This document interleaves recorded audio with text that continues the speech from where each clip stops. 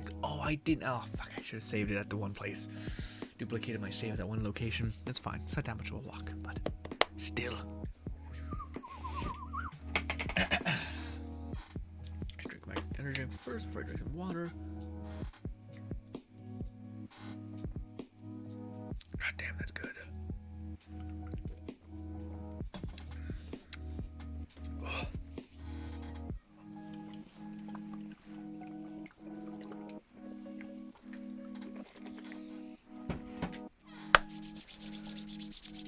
Oh, it's fast travel. DLC map.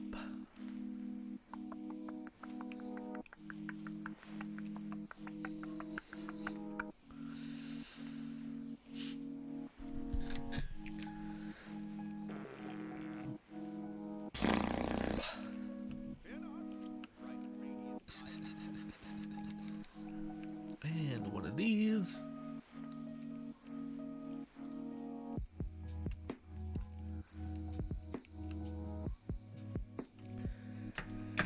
All right. Hello, ladies and gentlemen. We're here in another stream, baby. I was not editing the entire day and feel like my brain is in a state of kind of like just like calm, super numb focus, you know? Anyways, how is your guys' day going? Juice me up. Tell me how it happened. Even the most monotony thing will be more active-wise than what I was doing all the whole day, which is sitting in my chair just going, and then like falling apart mentally. How are you guys going? How is it going? Ladies and gentlemen, by the by, today, depends on what you guys want to do. Depending on what, because a lot of people kind of going back and forth with Wonderlands. Some people, I found that we used to, you know, when the game just came out, people were playing always together. Granted, that's partially my fault. We have been kind of like, I've been like really using streams as kind of like another way of like doing math and like testing things. Yeah, but anyways, let me know what you guys want to do. I kind of want to see if I can make a dent in the overarching goal of getting at least all of the DLC items so we can talk about them in videos. At least even if it's just not chaotic, it's just something, right? But yes. But if you guys are like, no, Grinn, this is our play together stream. Jump on Chaos Chambers or in the new zone and let's run it. That's fine too. But as soon as 6 comes around, we'll open up the floodgate for anybody who wants to get a save file, of course. But yes. Also, my eye. Oh. Also, we got Fluff up in the house. We got Lone Syndicate up in the house. What's good? Also, we got Zero popping in as well. Lone Syndicate says, "What's up, Grinn? What's up, Lone Syndicate? Man, nothing too much for me. I just finished editing the whole day. Very boring. Monday's gonna bite back, essentially. Usually when I don't have Sunday as like a don't do anything and just shut off day, I get like hella depressed because my body starts to like seize because I'm just doing the same thing over and over again, you know what I mean? It's too much. It's too much, but which is why it's good to have a shut off day. But I'm always like in my head, I'm like, well, I'll just finish it so I don't have like this because I record a decent amount and then I like edit it all. But then the thing is, I could just record a bunch and then just edit it whenever I needed to, whenever I felt like I wanted to do something creative. But I can't handle that like weight. There's like a weight above me where it's like, oh shit, I gotta do it. Essentially. Notice you guys were a little bit high, especially knowing that I kind of, well, I don't slouch, I just kind of, my hips roll forward a little bit. Oh, Fluff says the pain has been coming and going. Oh no. Otherwise, I slept most of the day. At least that's good. Did a few surveys since they've got another bonus event going. So so I may as well qualify for. Yeah, hell yeah, man. Nice. Hell yes. Zero says the girlfriend just asked me if she was ugly. I told her you could look like a burnt chicken nugget, and I'd still love you the same. See, Zero, the thing is, I feel like this is why women think when men lie, because it's probably not true, or at the very least, it shouldn't be true, because there should be some sort of effort needing to be delivered in order for someone to like someone so dear. Now, granted, if you put in that fucking time, if this is your like girlfriend of 5 years, then yeah, it's like, idiot. Like, what are we doing? What did you think I was doing for the last 5 years? But I feel like I've had many, female friends. I've had this discussion a bunch, all these things, and then it's like, this is to me as much as it may seem like a huge compliment, a part of me also thinks like, I don't believe you. You lying. Cause what? Cause what? Zero says she's the most beautiful girl I've ever met on the inside. See, I don't know if that sounds. As nice as you want it to be. It sucks, but I think most people would rather be perceived as like super sexy, super beautiful than like the most interesting person ever. Cause what? Like what? Like you can become interesting. You can read some books. You can look into some things. But Zero, I feel like I've always laughed at this kind of thing because to me it's just so funny. Because it's totally like, there's also some dudes that are like, dude, what the fuck? I feel that way. Like, I literally think she's awesome. Like, I'm much more of a soul kind of person. Or if it is gonna get sexualized, some weirdness, it's like activities that like get my mind exploding, not like a look or an aesthetic. I get all that, but it's just that, like, I don't know if it sounds like that to women. I think women want to be perceived as very attractive, whatever that means. I don't know if it floats the same boat if you are attractive in terms of your personality. I feel like even if it does, there's so much like social work you gotta push through. You know what I mean, Zero? I feel like, what did your girlfriend respond to, by the way? That's what I want to know about. That's what I want to know. Hit me with that. What was her response? I got some crap in my eye. But yes. Let's start doing this. Until y'all tell me what y'all want to do today. Oh no. Wait, we're okay. I thought I'd done goofed. I did, in a way, but it's not as bad. Thank God. I did back up this save, which doesn't have any gear on it. So guys, get used to seeing my face, my disgusting face, for one hot minute while I figure this out. Shit. What a bad thing I've done, essentially. We'll do this, we'll delete number 1, and then we'll go to our recycle bin, which I can't get to, god damn it. Unless I've kept it up somehow. I did. We'll refresh this, and then we'll go to the first bottom one, and we'll bring that one back. Restore. There it is. And then we'll go back to this. Nope, wrong one. We'll go this. We'll go to this. We'll refresh this. There it is. We'll copy that one. And then we will also do some things really quick before I get back into it. We should be okay. I should have fixed it. Okay. Come on, god damn you. Why? Okay, I guess we'll do that. We'll do that. Yeah, I can't wait to hear what Zero says, what her reply was. Was she like, oh my god, you're so sweet, or I love you so much too, hun? All that. What you gotta do, dude, is you're like, I love all of it. I think you're a 10, and your personality is 10, all that stuff. You can grow to think someone is the sexiest thing on the planet, especially if they make an effort into doing that. Wearing some crazy shit, saying some crazy shit in your ear, all that, you know? Fluff says, a backhanded compliment, but a compliment all the same. That's some stupid man shit right there. I was like, what, babe? I gave you a compliment. What's your problem? Why are you getting so mad? God, you're always like this. That's just emotional damage on emotional damage. Because it's like, wait, I'm always like this? What? What's happening? It just fucking bulldozes. And it's so funny because I had so many dude friends hang out with their girlfriends, and I'm like a third party, essentially, third wheel. Always, baby. Mwah, love it. Hate it. I actually quite enjoy it. It's fun watching people and people watching. But what do you call it? They always lose their. I can tell. I'm watching them, and I'm trying to do this. I'm like, stop it, stop it. And they're like, they keep going, and I'm like, this is a bad idea. You can get your head. Like right now, she's being cordial because she's in front of, and she's in public. I'm here, but as soon as you get in the car, you're gonna get lit up, okay? And it sure as shit, I make a bet, it nails all the time. Anyway, sorry. Let's go and look at some stuff. What did I want to put? I was holding some stuff I wanted to keep. Yeah, I think this is permanently in the save, but I think I grabbed some crap. I think it was a spell. We have spells. Spells also might be backed up. I thought I had something in my inventory that was special. Maybe it's a class mod. I'm about to delete this save file. That's why I'm like, It was the necklaces, maybe. I might be wearing them. That's why. Oh, no.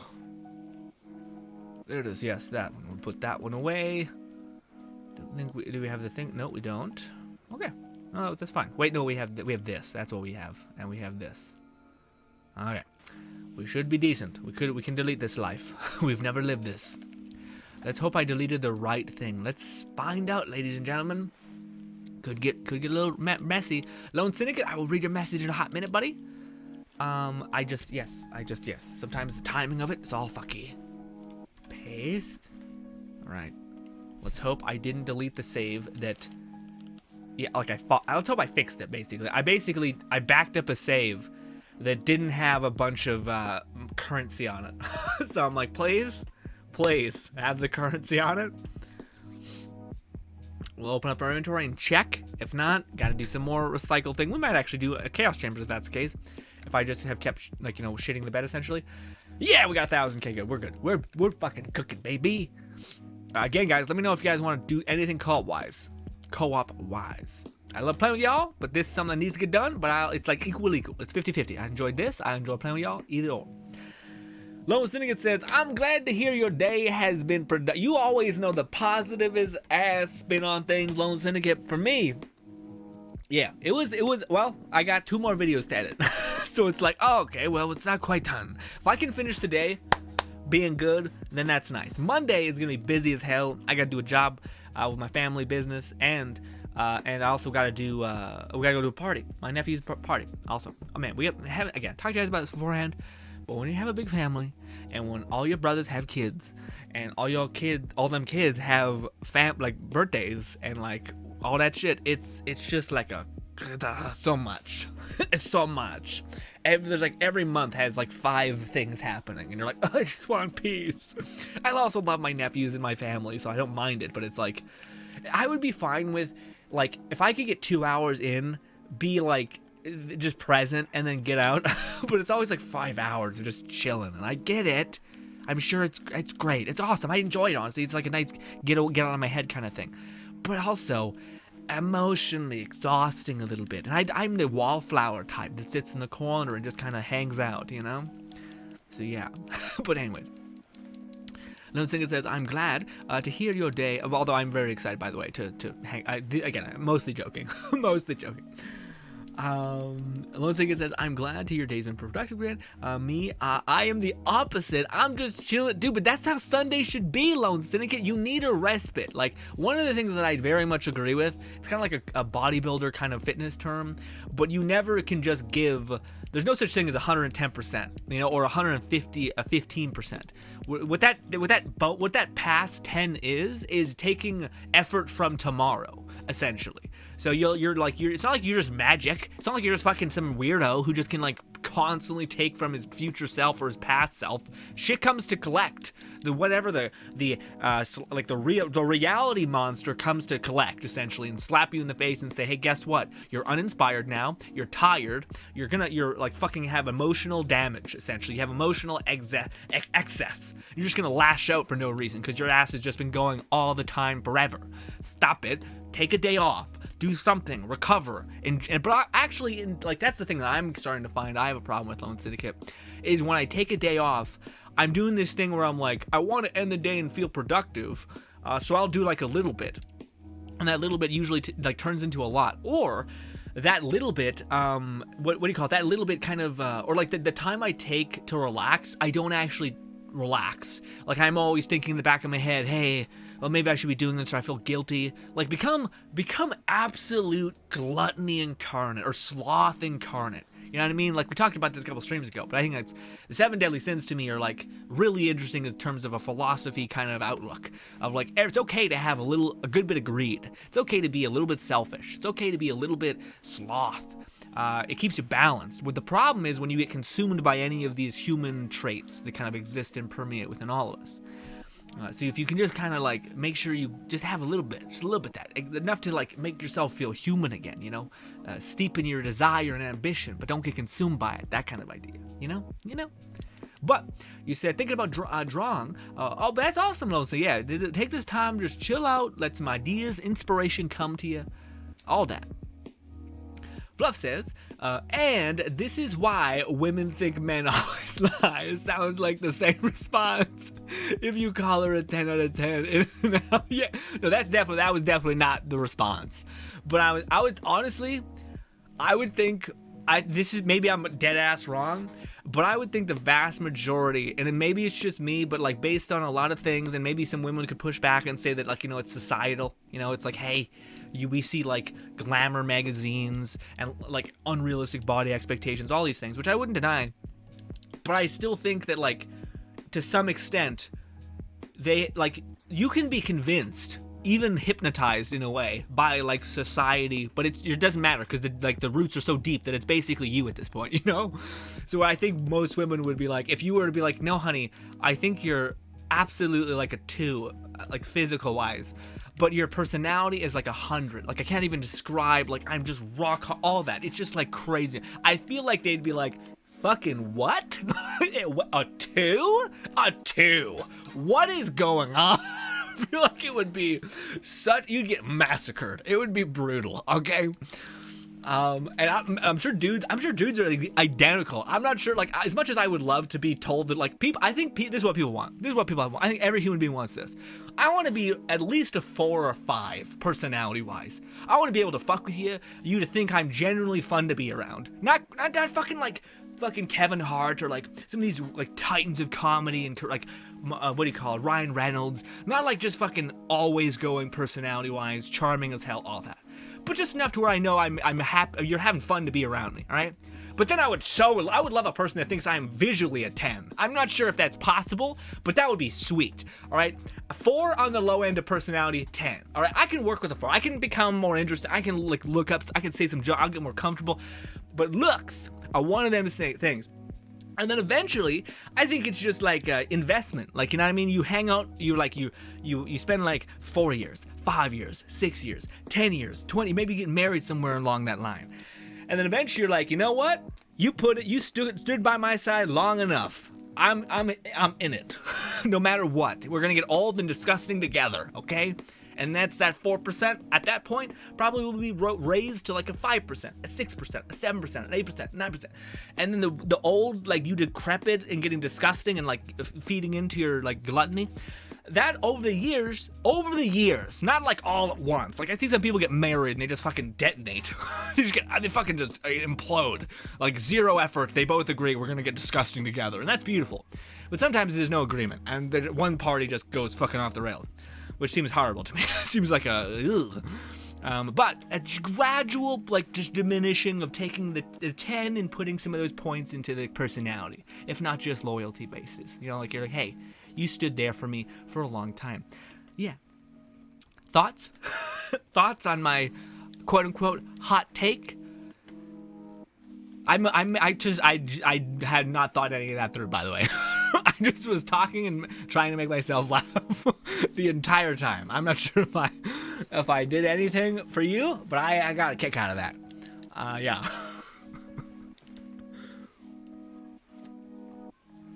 Also, I want to ask you guys, what do you think has the most potential other than the weapon, the melee blunt weapon from the DLC? From y'all who've been playing Tiny Tina's Wonderland with me, have you guys messed around with any of the new spells or like DLC items? The only ones to me that like are significant in like a big grand shifting way is, what is it? It's the melee weapon, of course. That's why I say don't say the melee weapon. But everything else seems like, first of all, the grease weapon is disgustingly horrible. It's like the worst. It's like the worst weapon in the game, maybe. It just does nothing, you know. Lone Tinker says the arrow spell. The arrow spell is pretty powerful, man. Yeah, I had nothing, and you have to forgive me. There's a video coming down the pipeline eventually where we fuck around with it and just have fun. But, what do you call it? We ended up using that in video, and it dawned on me that the weapon was like nothing. Like it wasn't. I didn't have it chaotic or volatile or primordial. I just had it base. And the cryo version was like melting things. I do think it's one of those weird legendaries where its legendary effect to me feels like I don't even see it be useful. It just has high base scaling that it actually does really well, if that makes any sense. So it's not that it's like its ricochets hit really hard. It's just that it's has such a high base scaling and has a shit ton of charges by default. I think it can come in multiple like times 3, like pellet count essentially, which that's fun. But yeah. Fluff says garlic breath seems fun for melee. Damn it, Fluff! I still haven't gotten garlic breath, man. Golly, I hope we get it eventually, because that's the last one Well, isn't there supposed to be 2 melee weapons? Because I only got 1. There might be 2 melee weapons. So I think we have one more spell, which might be garlic breath, and then we have one more melee weapon because we already got one of them, and I think we have one more gun, but I don't know what that other gun is. Yeah, we got the class mod, we got the necklace. We didn't get the shield. I thought it was also a shield. At the very least, I think we have a shield to attain, and another spell to attain, and maybe a gun. That's my thought. I don't know if it's correct, but it's what I'm thinking. Do do do do do do do. Lone Snicket says, "Oh no, the arrow thing is powerful. Garlic breath, yeah. Man, garlic breath, is it a roid, Fluff? I'm not sure if you. I'm sure y'all are playing games, by the way, which I'm sorry to be asking so many questions. But what do you call? I'm curious what the garlic breath does. Like you messaged me, Fluff. I seen it, but I didn't understand. I don't remember what it was. I think it sounded like it was like a roid Nova shield, where like every time you melee it, it releases like a roid explosion that does like poison damage. I thought. But yeah, it sounded like it sounds like it could be exploded though, like an ignition and then like garlic breath, and then you light it on fire because it's like gasoline, whatever the heck the like cartoonish thing is. But yes.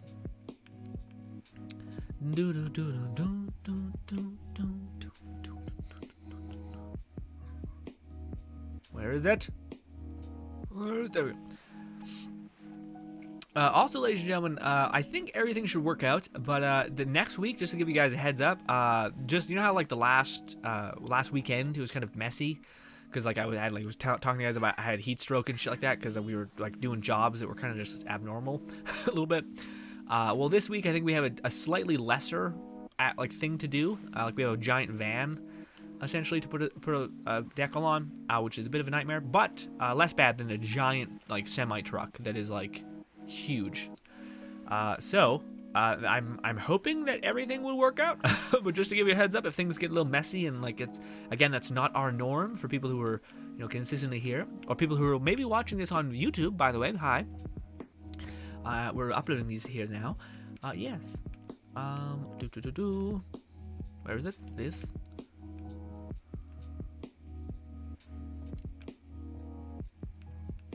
And this. And I think we're good. All right. Let's check our yield. Oh, we got the. Ooh, it's okay. Sorry, just a lot of emotions. That's not bad. If only again, man. I don't know what it is, and I don't want to I keep saying stuff that I hope it could be misunderstood as like a bad thing, but I really hope. Like to me, it's like if you don't have pixies, I think it's also a problem. Is like the on detonation detonate Bladestorm is nowhere near scaled to an effect that would make it so that pixies are not incredibly valuable. You know what I mean? Like I feel like that's the one thing that balance kind of like is terrible in every video game. It's the cost benefit for using and not using. So like for Daggerstorm, you immediately expend all of your ammunition. And an enemy could like walk out of the zone, so you probably should award like a lot of impact damage, because it's consuming so much ammunition, all that stuff. But like that, when you could just have a pixie that's going to do consistently the same damage output that this is doing, if not in some cases more, because it's scaling off of a different, damage type altogether that can be stacked exponentially. Yeah, like there's clearly like these weird things here, but I'll keep that one. That actually is pretty cool. Oh yeah. Fluff says, I've only gotten one instance of Garlic Breath. It's a poison nova that goes on cooldown immediately on cast. Oh, so it's ready to use in a row. Interesting. Does it like burn? So you activate the spell and does it like poof out in front of you, or does it just do a giant area of like a belch, like you just like destroy a room essentially? Goes on cooldown immediately on cast, so it's ready to use in a row. Do you have multiple charges for it? Fluff says it pulses for a oh, okay, guys, it pulses in a direct. Oh, at least there's that. So it's almost like it has a lot of uptime. It just does a wide range nova. Gotcha, but it's like a consistent pulse for a little bit. Okay, but it's nice that it goes on cooldown immediately. That's rare for spells. Fluff says, but with the right enchant on it, can be pretty solid for melee or close quarter playstyles. All right. What kind of enchant would be best to go on it? Is there a new enchant? Oh, that's one thing that I'm surprised, by the way. I thought they'd be adding new enchantments with the new stuff, because that actually is like a thing that I think people would be really into getting. Especially if they made like enchantments 2.0, where they limited like the drop rates of those things, so it was actually like, oh, there's incentive. Okay. Holy shit! Holy shit! This is actually really like perfect for me. Oh, if it was higher melee damage, and yeah, no, that's actually a shockingly good class mod for my Krieg build. Oh, but the only thing is that the convert damage dealt is so good. But nah, we can still fuck around and have fun with that. See if that's ain't worth anything. Rainbolt, nope. Ooh, we got another Assault and Battery. Ooh, yeah, see, Rampage is the same thing. Melee attacks increase critical chance by 10% for each time you hit a melee critical occurs. It stacks exponentially, and then a reset is bonus. Got it. You got it. I guess it's a little bit different. No, it seems like the same. Anywho, we got another one of these. Spore Warden Power. Spell Shot Power. No. Spell Shot Berserker. Ooh, we got double weaving at least. That actually could be... Yeah. Well, it's still good. But yeah, the spell weaving, the bullets, all that stuff. Yeah, to me, I don't know. Like, to me, the two most broken classes right now, in a weird way, from my perspective, is Spell Shot and Berserker. The reason why is because Berserker has that if you can get the right enchantment or class mod that gives you, like, stupid damage to anything that's under, like, the cryo effect, it's madness, But yes. Ooh, 2 charges. Dummy. Yep, that one. Another one of the shields. A ring. Melee. Critical damage, companion damage, all that. Puncture.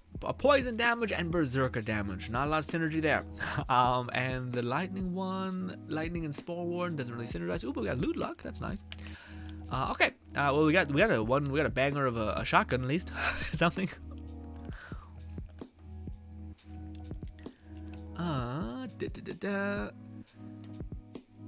But with the ring enchant on it, can be pretty solid for melee or close quarters playstyles. Okay, what do you mean by the right? Oh, but the right enchantment, not the ring enchantment. The right enchantment. Yeah, we read that beforehand. A ring around. It's a Marculus, like buffer and such. Oh, I see. Gotcha.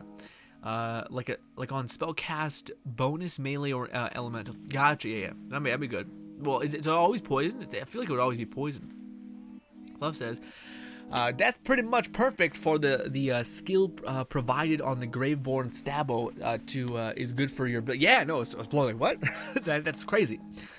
Yeah, that's the kind of the thing, man, where I'm like, how do these people get these drops? Not to be like throwing shade at, but yeah, I'm like, if they didn't have their ways, whatever they could be, some builds would be in some fucking not good places. Some builds would be in not good places. Yeah, no, we're good. We're absolutely good. Ba ba ba ba ba. Oh, Fluff said. that's pretty much the perfect thing. Oh, but that's where I see. That's where I need a ranger or on my claw zerker. Oh, I see. Man, I wish I had all the skills mapped to my head, because I don't know much. That doesn't make sense to me a little bit, but it makes a little bit of sense. That's why I said I see, but not as much as I would need for clarity. But I'm kind of doing a toss-up right now, where I'm not sure if we should just finish the build that we were kind of trying to prime a couple of days ago. Essentially, it's the build that what is it called? It's the Spore Warden Pixie build kind of thing. I almost feel like again, I talked about this. I'm not sure if it's in a video. I'm not sure if I did it on stream. But I kind of have the urge to just do something a little bit different that's kind of equally, if not better. So like right now, I think I want to, instead of making like the Spore Warden kind of weird thing that we were doing, I kind of want to make a Spore Warden build that functions around cryo and what do you call it? And like guns with wings, and also the new necklace that does like a shit ton of ricochets. But I'm also kind of lost because it has to be Spore Warden, because I want to make a build that kind of functions around the tornadoes. That's the whole reason, is because we're gonna, like, tornadoes has a special enchant that gives you 20% damage whenever tornadoes is active. But I wanted to ask you guys, what do you think I should do? Because we're using, hopefully, a pistol thing to detonate a bunch of cryo, as well as a guns with wings pixie, or not pixie, a guns with a fear not like crossbow mod with the necklace that's also guns with wings. Quite the list, I know. But I'm wondering if we should go into that. I'm wondering if we should go into Berserker, basically, to get like a shit ton of like cryo amplification, and our tornado is always, as Spore Warden, going to be cryo amplification, or cryo, sorry.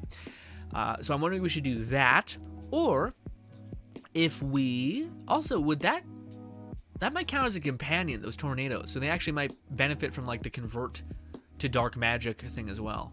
Not sure it's better than just the passive convert, but anyways, sorry. What was I saying? Some bullshit. Some bullshit. But the thing. So I don't know, like, basically always has to be Spore Warden, but do we do Stabbo because we're using guns with wings, which will detonate gun damage, which will detonate a bunch of Executioner's Blades? Or do we do Spore Warden and Berserker and then just have a shit ton of like damage within Berserker's crazy synergy? Because Berserker will, I think, give us a lot of damage, and then I think Spore Warden's ricochets will give us a shit ton of how do I put it? Also, I think the Berserker to me has a little bit more synergy, because it's able to benefit from its capstone. Berserker's capstone basically like consistently repairs your action skill duration, I think. So that'd be fun to have your tornadoes basically on 100% uptime. I do think they should change the Berserker thing though to not getting a kill, because it's kind of silly. I think it should be like a very, very, very low chance that when you deal an instance of damage, you get like a tiny sliver of your thing back. Otherwise, it just seems like it's a skill that's only good for mobbing and like and terrible for bossing. But that's my sense a little bit. But yeah. Ranger is a Spore Warden Berserker, but it provides 2 out of 3 extra points to my Frost tier, 2 to 3 Frost skills that really work wonders. Okay, I see. Also, a lot of people were saying that like guns with wings, like they work really, really well. The only thing that sucks is I kind of wanted to do another like not pixie, like I want to use guns with wings but use SMGs. But if I'm not mistaken, you can't get a SMG with a crossbow barrel on it, right? Like you can't fire bolts with an SMG Furior, right? I think that's only pistols, snipers, and I think that's it. Maybe assault rifles. I think assault rifles might also have a crossbow mod on it, but I don't think there's any Fear Nots that are assault rifles as well, which is weird.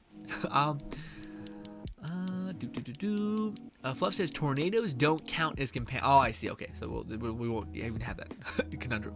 It's ability damage, possibly spell damage. Okay, yeah, I think it would be under ability damage, but I don't even know if it's worth in any way buffing ability damage and not just buffing a shit ton of elemental damage. You know, because I think it counts as cryo. So I think you're far better to build a lot of cryo than the other thing. You know. Fluff says, you can get a ton of Frost builds via Berserker. frost buffs, sorry, via Berserker, along with bonus when you're enraged during your by action skill activation. Yeah, but that's the thing that sucks about like Berserker doesn't make any sense.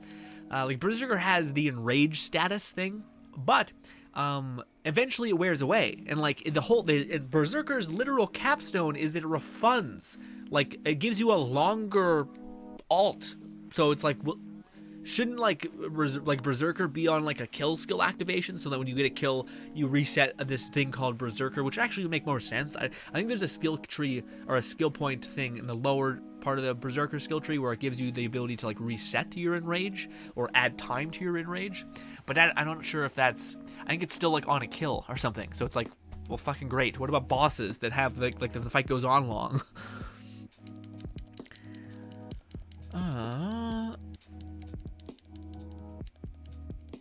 And you'll likely want Ranger class mod as well. Okay, nice. Fluff says, correct. Only Furiors with crossbows are pistols. Really? God damn it. I guess we don't need... Well, we could always like swap on the necklace and swap off the necklace. Also, the necklace is broken right now, so it's kind of stupid to build for it, but when eventually when it's fixed, that'd be nice, yeah. We were using the necklace. The necklace is actually insane. It also looks kind of cool, too, because you just see a bunch of these, like... It almost looks like a spider web getting like thrown at an enemy. What's good, Charlie? Charlie says, need help? Do you want to jump in, Charlie? I don't really know if there's gonna be a lot of help here, because yeah. But if you want to play together, do some dungeons and shit, let me know, and when I'm done doing this run, we'll jump in and play if you want. But how has your day been, Charlie? How are you? We're chilling, hanging out.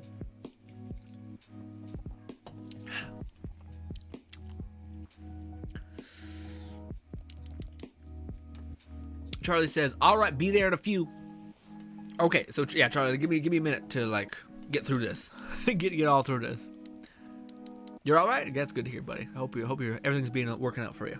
Cause yeah, sometimes things can get a little shitty. Fluff knows that. He's got a kidney stone right now. It's horrible. But he's powering through. Enrage lasts as long as the action skill is active. Oh, are you sure? Around 15 seconds by default for action skill end. Really? I thought that wasn't. I thought Enrage basically activated when you started your action skill, but then diminished. But you're saying that it has like when your action skill ends, it has 15 seconds of like downtime until you can go again. I was under the impression that wasn't how it works. Okay, I thought they said something like even in the description of the Enrage, it said that it goes away after a time when you activate your action skill. It lasts as long as the action skill is active. Oh, okay. Never mind that. Yeah, I did not know that. I thought it was like a one-time thing, or like you could activate it, you would be enraged, and then it would diminish. Maybe that's what the skill is meaning. It's meaning like there's a skill tree below the thing that's saying like, oh, well, if you get a kill and your action skill goes away, you can still keep enraged for a short amount of time by getting kills basically consecutively. Is that what it is? Fluff says, so Hammer Throw, a Blizzard, and now Reaper of Bones is best for nice. Yeah, I wonder what we should. Yeah, I wonder how we're gonna do that. I was gonna say maybe we should like test that, but it's not that we shouldn't. It's just that I don't know. To me, Reaper of Bones, like thank God there's this new tornado like melee weapon, because even just using that a little bit, I got a cryo version of that.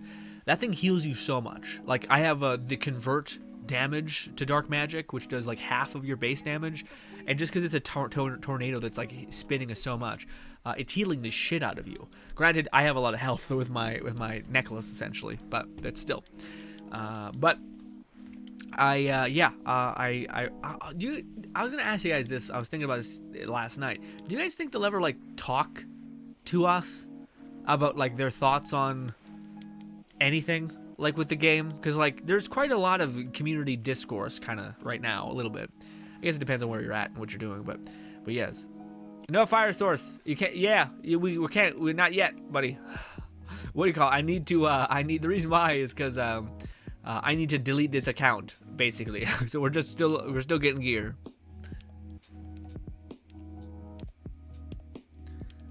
I need to basically, we're gonna look through all this loot, and I'm gonna keep what I want, and then we're gonna reset it. basically. So I could still keep wishing, essentially. And again, the insanity of this is that like we've wished for 1,000 lives. You know what I mean? Like we've done this whole if we did this naturally, this would be an ungodly thing. Okay, a freakish amount of like random RNG hell. You know. And then imagine all that, you do this for hours on end and you get like a chaotic version of something and you're like, what the fuck is your problem? What is happening and why, God? This is not what I meant when I said people are going to get all legendaries too fast. All right? Rude. Rude.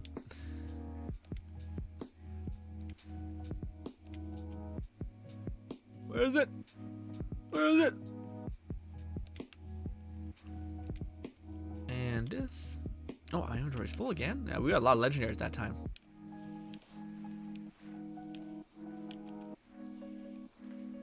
Give me this. All legendaries gone. Okay, let's check our stuff. We got a. Oh. Okay. Oh, it's a channeling cast. It's ×4 though. It's only got 1 charge though. But is it just like launches projectiles towards nearby enemy? Yeah, it's pretty chill. Not that crazy. A spell shot in Clawbringer. It's only chaotic. Another one of the shotguns.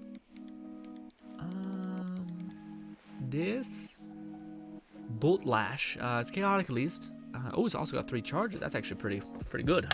Actually, it's also got critical chance like crazy. Debating whether we should get this. Probably. Yeah, I've never seen it have 3 charges. You kind of don't want that many charges on repeating. Oh wait, no. This actually can spawn with 4. Or yeah, so this, yeah. So interesting. This one can spawn with 3. We got lucky on it spawning with 4, but we also got a lot of critical chance on our spell just built in. That's kind of cool. Keep that one. What is this? Thread of Fate. Thread of Fate of Giants. 2 projectiles, hold cast, ×3, godly. How many of it? Yeah, 2 projectiles. We got this dynamite. I would like to see if you could get like a primordial version of dynamite and see if it can hit anything. But I think it'll also kill you. Like that's the problem of it. Is it's fucking horrific. Ooh, echo. But it has nothing else. But echo is pretty cool. It's exciting. If you got if you built up a lot of damage with pixies or guns with wings, and then you just bonked somebody, and then that tornado just started chewing up people. Oh, we got the new weapon, baby. Look at this. Okay. This is the first time seeing Storm Surge, baby. Look at this. Okay. Weird. Storm Surge. Melee attacks apply a lightning status effect. Affected enemies have a 25% chance to be struck by lightning periodically. Okay. It also has echo on it. Interesting. It dropped for, isn't new, it dropped from DRY? Wait, what? I've never seen this ever. Is it just not drop as a world drop? Well, shit. Really?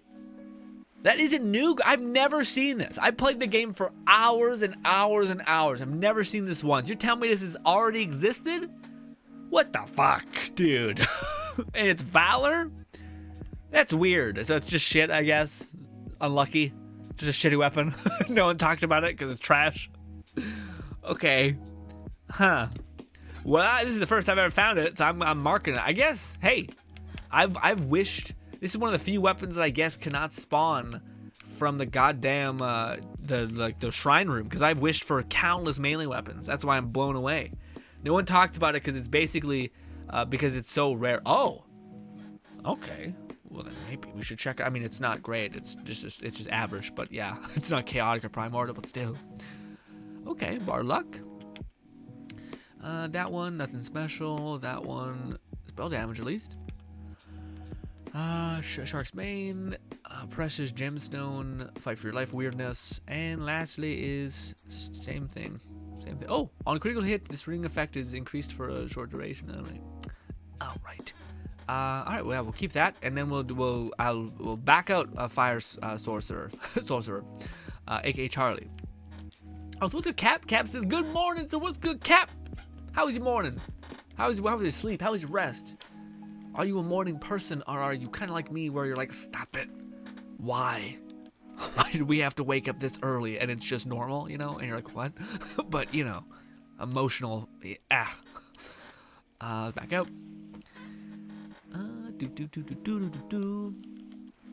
Let's delete this. Jump back over here. Jump back in here. Paste. And this. Okay. Yeah, let's use our actually somewhat okay build. Yeah, as much as I do want to use our melee one, I don't want to have... this is like Unga Bunga kind of melee build, you know? So, yeah. Charlie says, need a fear knot? Question. No, to me, the one that I kind of am looking for, Charlie, is a guns with wings pistol that hopefully is above at least a chaotic, that has that is ×2, and ideally it would either be cryo or dark magic. I don't know if guns with wings fear knots can, like, at least guns with wings can drop with dark magic.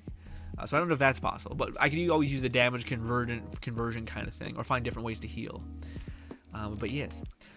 But Charlie, do you want to do DLC run, or do you want to do Chaos Chambers? Because this is our play together stream. I would imagine Chaos, or like the Dream Veil run, right? Right? Cap says, work night, so I'm always a morning person. Oh, I see. It makes sense. What do you do as your job? Because yeah, I don't know many professions that have you specifically having to stay up at night. Thank you for listening.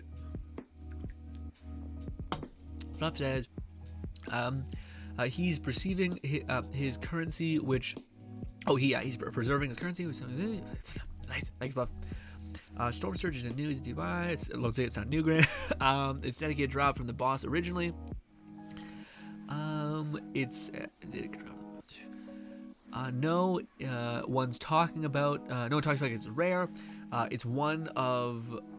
It's in one of Moxie's melee builds. So it was only way I had one person. Oh, okay. That's the first one I've ever gotten. I wonder if it's just ass. I think I've seen someone use it, but it wasn't. It again. Hopefully, when things are that rare, it's like killing it.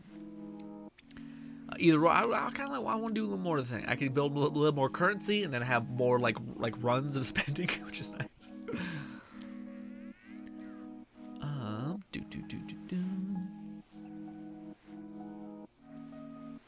I also yet to see anyone with Dyer's dedicated Drill's dedicated cosmetics. Okay, yeah. What do you call it, Fluff? Did you see the save file? I think in Moxie's Discord community tab, which had a bunch of it had all of the cosmetics from this DLC 1 and 2, I think, which is awesome. Eventually I'll go ahead and get that, you know. It's just a kind of a whole ordeal to put all that in your vault and then like suck it up with another character. Although, man, I kind of want to purge my vault. Like, I wish there was a way to save your vault loot into like a file and then just like store it away. I think it might be locked into your profile. So yeah.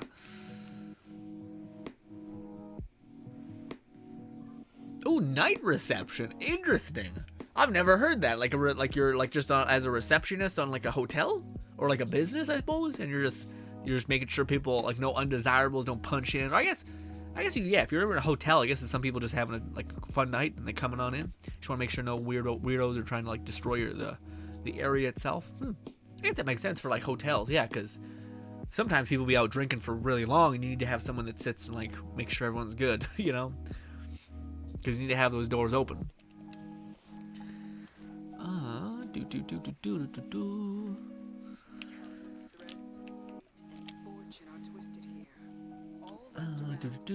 Should be a quick run. Yeah, hopefully, man. Well, that's the thing. Hopefully we also... Oh, shit. Also, we have this. We have these not so good...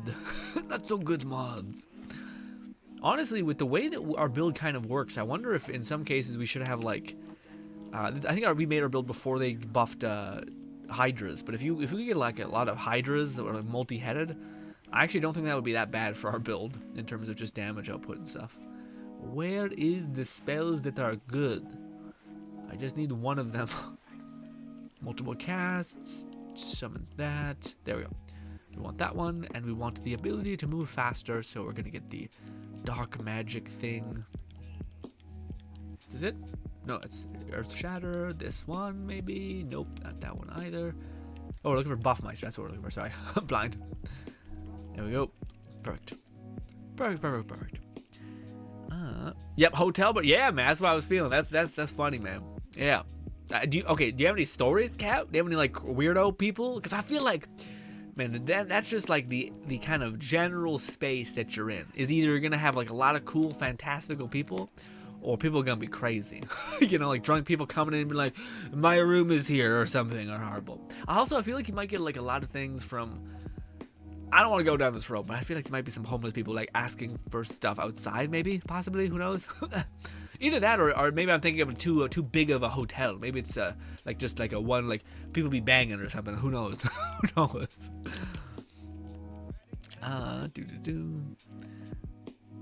Oh shit! Do we? Yeah, we got nice. Also, fire source. Do you get disconnected, or are you back there somewhere? Something happened, or have you just been running? You might just be on a tear, running through the whole level.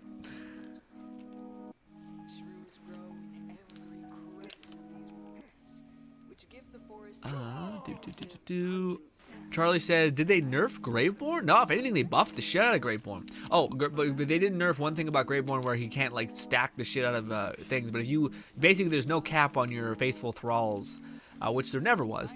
But now like everything seems to count for faithful thralls. Like guns with wings count, pixie dreadnoughts count, everything. Everything seems like it counts for guns with wings, which is nice. Or sorry, counts for whatever that spell is, that Faithful Thralls, that one. The one that basically gives you a ton of damage to everything if you're able to just have a lot of companions out at once. So I could have 9 pixies out in the open right now. That's kind of like the number you can get before they start diminishing just by their timer. Their built-in timer, you know what I mean? But yes.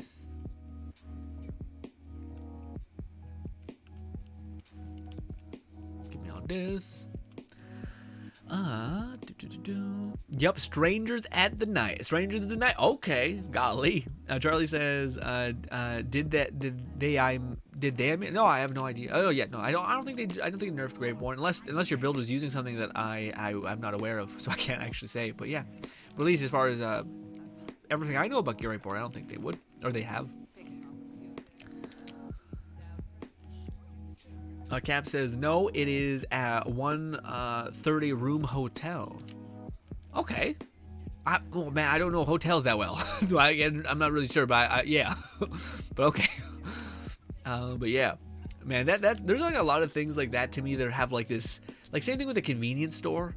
Like, 'cause I know a lot of people who have like what is it called, 7-Elevens open for like 24 hours or something. That's a little creepy. You know, I feel like there's a game that's currently out that I see a lot of streamers playing. Also, yeah, Jesus Christ, I have a lot of ammunition. Weird. But I see a lot of streamers play it. It's like this weird Japanese like cafe stalker simulator horror game. But to me, that's one of the things that I always think about is like, if you were in one of those positions, like, you know, that's like one of the more freaky things. And maybe it's because I'm in the like the scene of like content creation, but if you somehow catch the eye of like someone who's really like possessive and creepy, that's terrifying, you know. And you're like, oh no. If you were like an autonomous individual and be like, all right, I'm just fucking up my life. But if your family gets caught in the crossfire too, you're like, oh fuck, this is a legit anxiety nightmare hell, you know. Ugh. Fluff says, there has been no class nerfs lately. Yeah.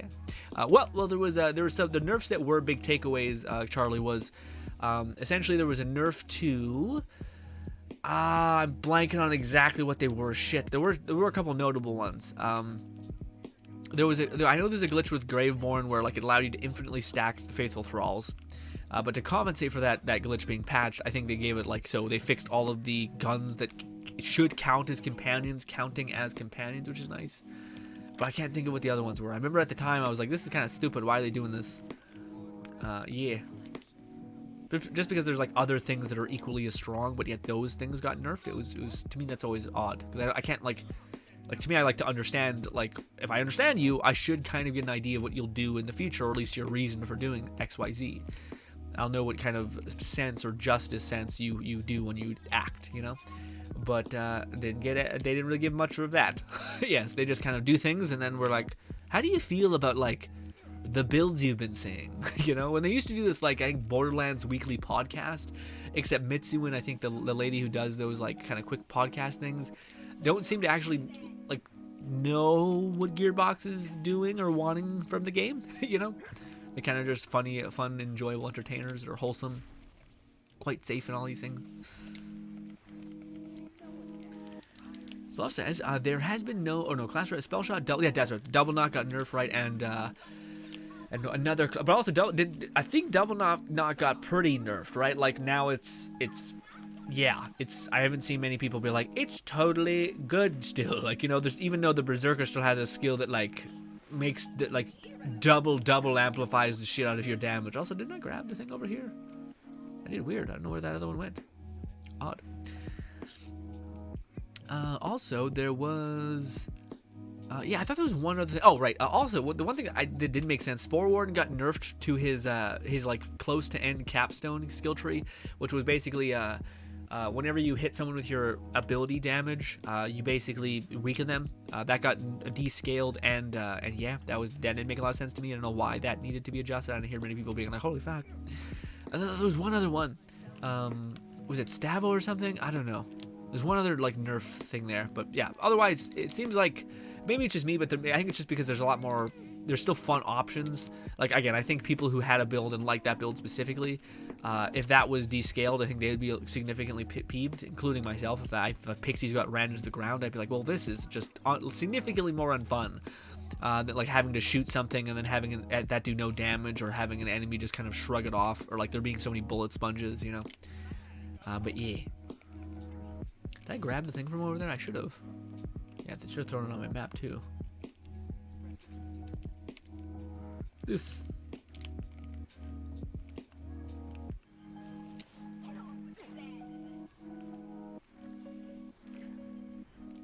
Definitely feels like this is kind of made to be played in co-op. Just kind of got that sense. We're ready to go, right? Or are you farming all these enemies, Charlie? Let's get this. Ooh, you got Cascade? Nice. Nice. Give me all this. Oh! They fixed exploits and improved other. Yeah, no, that was the to me like I think Gearbox is kind of like, it's just the thing that I've seen everywhere when it comes to like updates and live service games. But like communication is never yeah. It just seems to never really. I'm sorry to say it just seems to never really be done well. I'm sorry. I know it sounds maybe like judgy, but like to me, they're like, hey, we did some adjusting, but we fixed the fact that now all like pistol fear-nots and shit are basically considered companions. Like 90% of them now feel like they work as they should, so you can generally understand why you're doing what they're doing, you know. But beforehand, it was like, yeah, things were so chaotic and in lunacy, crazy, that it was just nonsense. Also, this is the first time I've seen legendaries here. We have a ring, that makes sense. I think that was supposed to drop, and we have oh yeah, just a shield. That's always been in the game. Great, again. You can look through your inventory if you want, Sorcerer or Charlie. Oh, but yeah, to me, I was like, that would be like a really good way to offset the like, hey, yeah, we nerfed Double Knot, and we've done some weird things with Fear Not, but we're basically making it so that you can like easily have like 9 Faithful Thralls out at all times. And that's now pretty crazy. And that's like a huge damage surge to all damage dealt. Like, it's insane. And it's pretty effortless, too. Also, I need to go over here and do this. So I'm doing my thing before I forget. Also, we're coming up on 6 p.m., boys. So, if y'all have any interest in any of the builds that we made, let me know about it. Or any of the builds that we made. We have any in the Hall of Fame tab. I'll download that and drop for you if you so desire. But yeah, let me know. Yeah, take your time, Charlie. By the way, I'm not saying that like as yeah, genuinely take your time. Man, is anyone getting wrecked by sinuses? By the way, I'm getting jacked up. I'm not sure if anyone else is like that. Like, to me, I feel like a lot of people have sinus problems, but Jesus, it's you know what's also bad is when you hit a sinus thing and also you're getting wrecked with like you're sick and then you get hit by like a sinus nightmare and you're like, what the fuck? What is happening? Also, let me just crack my face.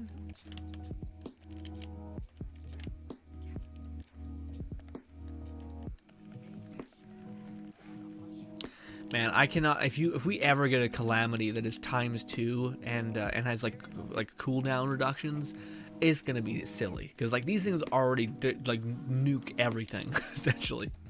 So it'd be wild.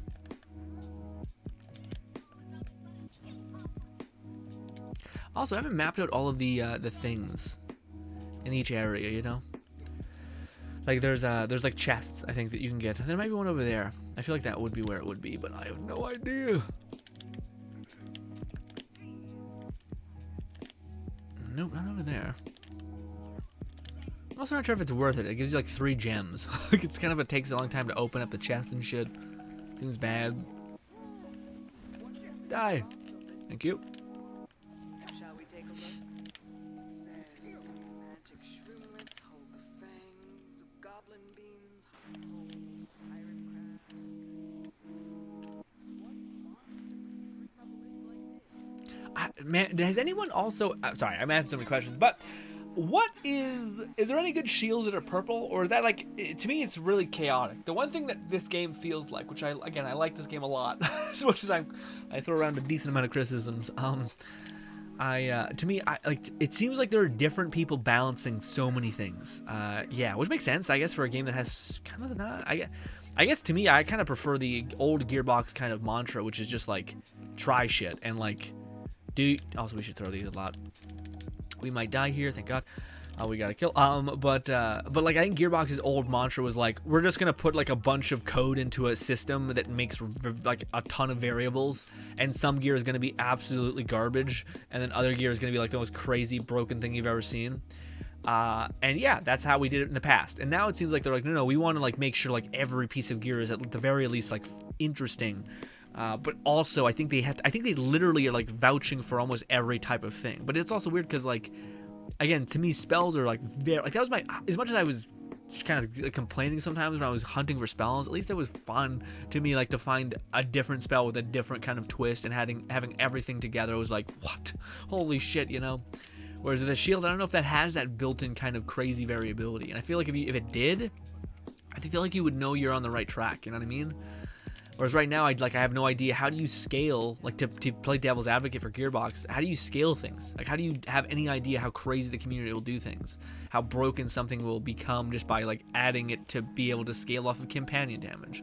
And then like one legendary is like, hey, this is a legendary class mod that like is supposed to be a companion asset class, and it's going to give you a little bit more companion damage similar to spell shot weaving stacks. And then they just completely breaks the game. I feel like that's at least interesting. That's an interesting world of finding out what can break the game and then it getting nerfed, you know? Whereas, well, then maybe that doesn't work, because maybe Gearbox knows how much people hate nerfs. Yeah, I do empathize with that kind of crazy chaos that they're trying to seemingly build around.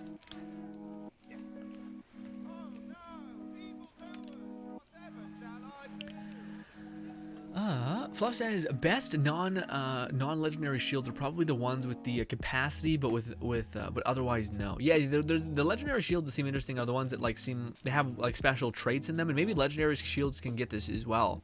But they're ones that are like lowers your what is it, HP, but gives you a like 80% shield or something. Like it's stupid good value, especially if you have that build for it. Granted, I think the weakness to shields has always been that shields, well, I think that what happens is there was a character in the game, Borderlands 3, Moze, which basically you'd have like an insanely 100,000 K shield, like it was crazy. But your shield was kind of, you'd take a loss at health, so you'd have like 1 health and a shit ton of shield. And I think the weird thing is that like, you may think, oh my god, a 10,000 shield, that's insane. But it wasn't, because weirdly in the game, it puts you below this mechanic called health gating, which meant that if an enemy did do like a surplus of damage, which like a raid boss or something would, you wouldn't just get 1 shot and then you could quickly heal up and then you'd basically be immortal again. But what you could do, which is kind of the weird thing, you could basically, how do I put it? I think I fucked up my whole sentence, but the idea is that basically you just have this. If you had a surplus of shield, you could get downed immediately. But if you didn't, if you could regenerate a bunch of your health, you'd basically constantly yo-yo.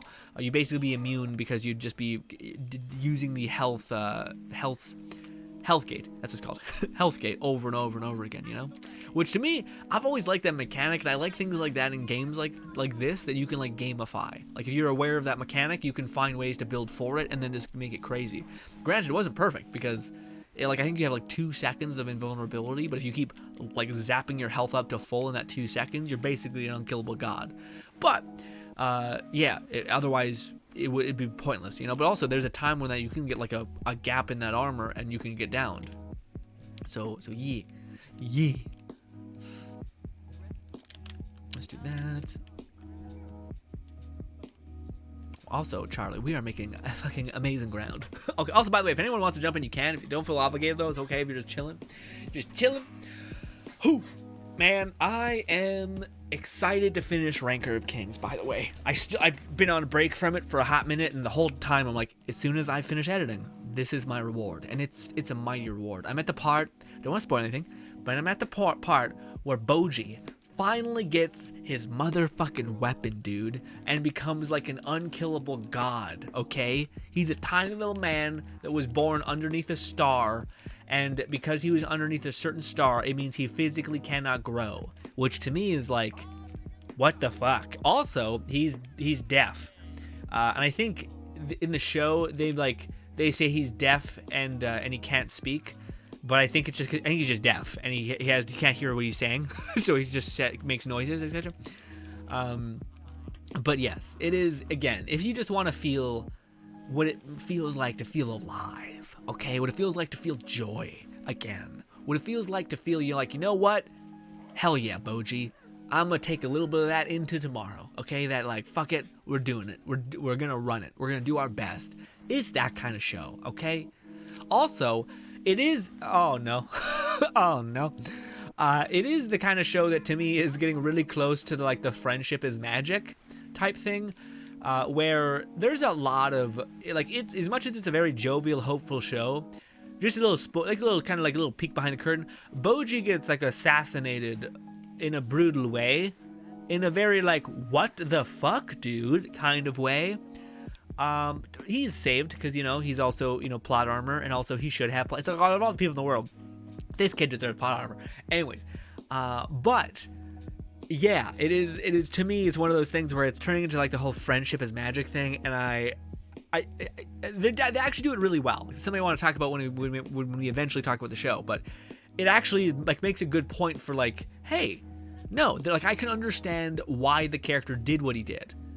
I don't understand why the character should be forgiven for doing what he did, because he still did the thing that he did. But, you know, sure, Boji's just kind of better than all of us, which feels about right, honestly. What did we get? We got another ring. At least the rings are dropping. I still have not got single... Actually, it's not the ring, so not that good, but still. Also, that's not a bad ring. Got 19 damage for gun damage. Not the worst.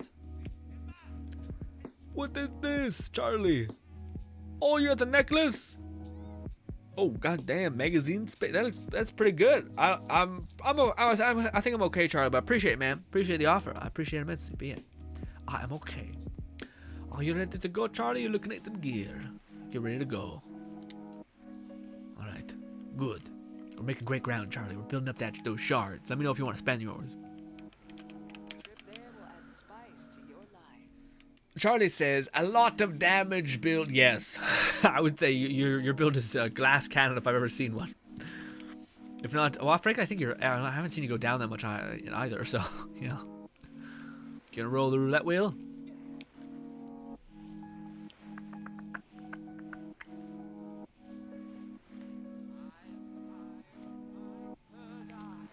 I'm gonna save my currency so I can make a save point in time and have access. But yes, but if you want to keep running, we can do that too. All right, we can do that. Ooh.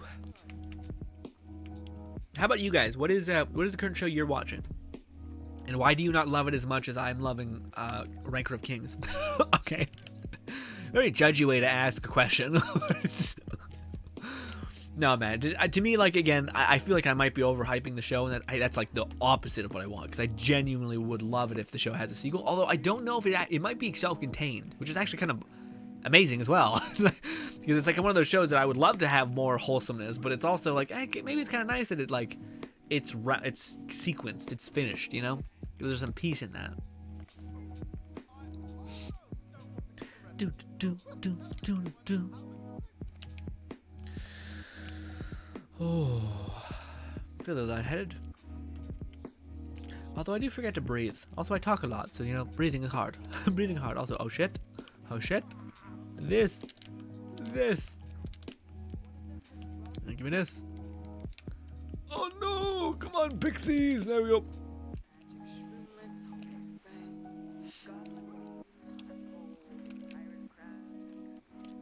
Also, maybe I shouldn't ask. I was gonna say, has anyone listened to Vesper's quest? Because I kind of want to care. I don't know.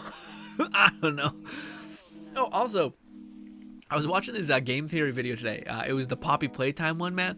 I fucking, as much as I get it, and the video content is like very high quality, but goddamn MatPat, goddamn game theory out here blueballing all of us constantly. And I'm like, goddamn you.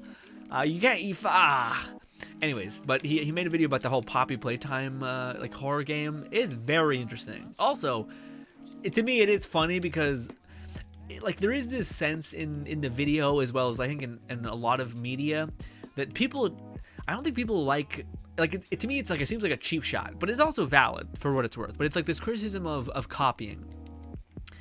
But I've always like thoroughly believed that everyone is like you are made by, like, if you can, like, to me it just doesn't make sense. Like, basically, if you believe, do you believe in free will or do you not believe in free will? It's kind of like the same conversation that this kind of leads to this end.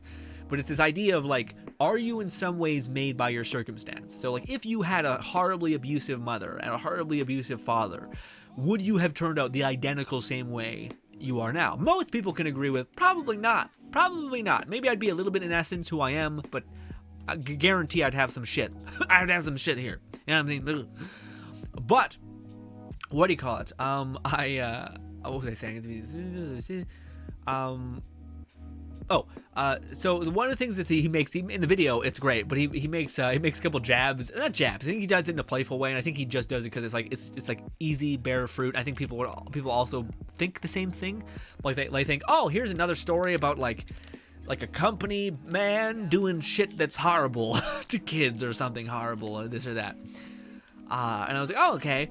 But there was a lot of like, it's the same as FNAF. FNAF is everywhere. We can't get beyond FNAF, which is like this horror game. I'm sure you know about it, but yeah. But to me, if you believe that like you were basically heavily made by your environment, to me it's kind of like, yeah, like to me, like, plagiarism is hard to kind of prove unless it's very on the nose. And even then, it gives some people some grace. You handle people with some grace and tact. I always love that, like, classic gentleman line, which is, a man should always strive to handle others with grace and tact. As much, and also, that could be elaborated to human beings. All those things. But to me, I found that was interesting in the video. It's not like it's a bad thing. I don't think MatPat's like meaning to be mean. I think it's just jokes. But I have noticed that. I think I've heard that always. Like this idea of like copying or plagiarism to a degree. And I think there's a good, like, to me, my line is when someone is literally just ripping something that you have created and putting it without. But if someone edits it, like, to me, that was one of the things that we talked about a lot when it was coming to streaming as well, about this idea of like people, like clippers essentially, where they're taking exactly your stream and doing that. That one's harder, but like if they edit it, then I think you have no grounds. You know, if they edit it, add some zooms, if they literally just take like one for one your clips of Twitter and Twitch and whatnot, or sorry, YouTube streaming and Twitch, then yeah, I think that's a little bit like, that's like a one-to-one comparison. There's no differentiating, and also they're devaluing your video footage for the future. I get that bit, but if they add like some zooms, if they add some like weird meme nonsense, and even if they just rip like they take a whole hour stream and condense it into 10 minutes, I don't feel like that's a new thing now. Like this is them shaping this into a different thing. Granted, some people could have the perspective of like, oh wait, we're talking about different things, Grinn. This is not just like quote unquote people, you know, plagiarizing stuff. This is literally people. This is an argument for like creation versus what is creation enough to determine it's a new entity, and stuff like that. Like people could be like, I gave it a new name that's more clickbaitable than your stream title. I added to it and I made it different. And I'm like, honestly, I wouldn't disagree with that. I honestly, in hindsight, that's a lot of value there too. People who know metadata so well, they're like, no. Why then? Like, to me, that was always, it's always my favorite, like, kind of sounds a little egotistical, but it's my favorite kind of flex that certain, like, streamers and content creators will eventually do, which is like, you know, oh, the son of a bitch is making millions of dollars, which to an extent of monetary wealth for value given, pretty heavy on some streamers, where it's like people, they're making hell bank, you know what I mean? Which is fine. I think, like, again, NBA players are making tons of money, but we're getting kind of lost in the sauce here. Let me come back to the base. What was that? How do I come back to base? What was the baseline? What we're talking about? I don't know why Did always is like my kind of go back of like rewinding the tape a little bit. Game theory made the thing of plagiarism. My favorite quote from like content creators, which people say, which is do it. Like if you're pissed off at Ninja or like Ryan toy reviews for like making bank, and you're not, then do it. And a lot of times it's like, well, like, no, because it's actually not as like nothing as people would give it credit for. Now, I'm not going to say it's like the most hard thing ever, but there's certainly an aspect of it that makes it so that not everybody can just nail it. You know, and that's fair. Like, there's something to be put for people who have like and I always compliment people for having like this, being insanely charismatic, because that's something I genuinely see within them, and I personally. I'm not gonna go into that, but yeah. What was I about to say? On the topic of game theory, to me, I don't know. I always find that criticism a little bit interesting. I get it, and I think it's funny to some extent. But yeah. But also the video, by the way, I would highly suggest it. At least if you're into like the whole horror. I don't know. Like, to me, MatPat makes lore fun. If that makes any sense. Which I feel like is a talent that he's cultivated over the years. Which is like, how can I convey these cool stories and ideas in such a way that makes it interesting? Because sometimes lore is like pretty sluggish. You have to be really invested in the world to do that. I also think that's why there's not many MatPat channels out there. Like, I don't know. I feel like people could have mimicked MatPat's kind of like game theory formula, and some people have, and they would have done really well. But I don't know anybody who's done what he's done. You know. And maybe people could argue that he's like a very good businessman slash that, you know, he's very good at that whole thing. But yeah. Also, thank you so much for letting me talk for a little bit of a long-winded time.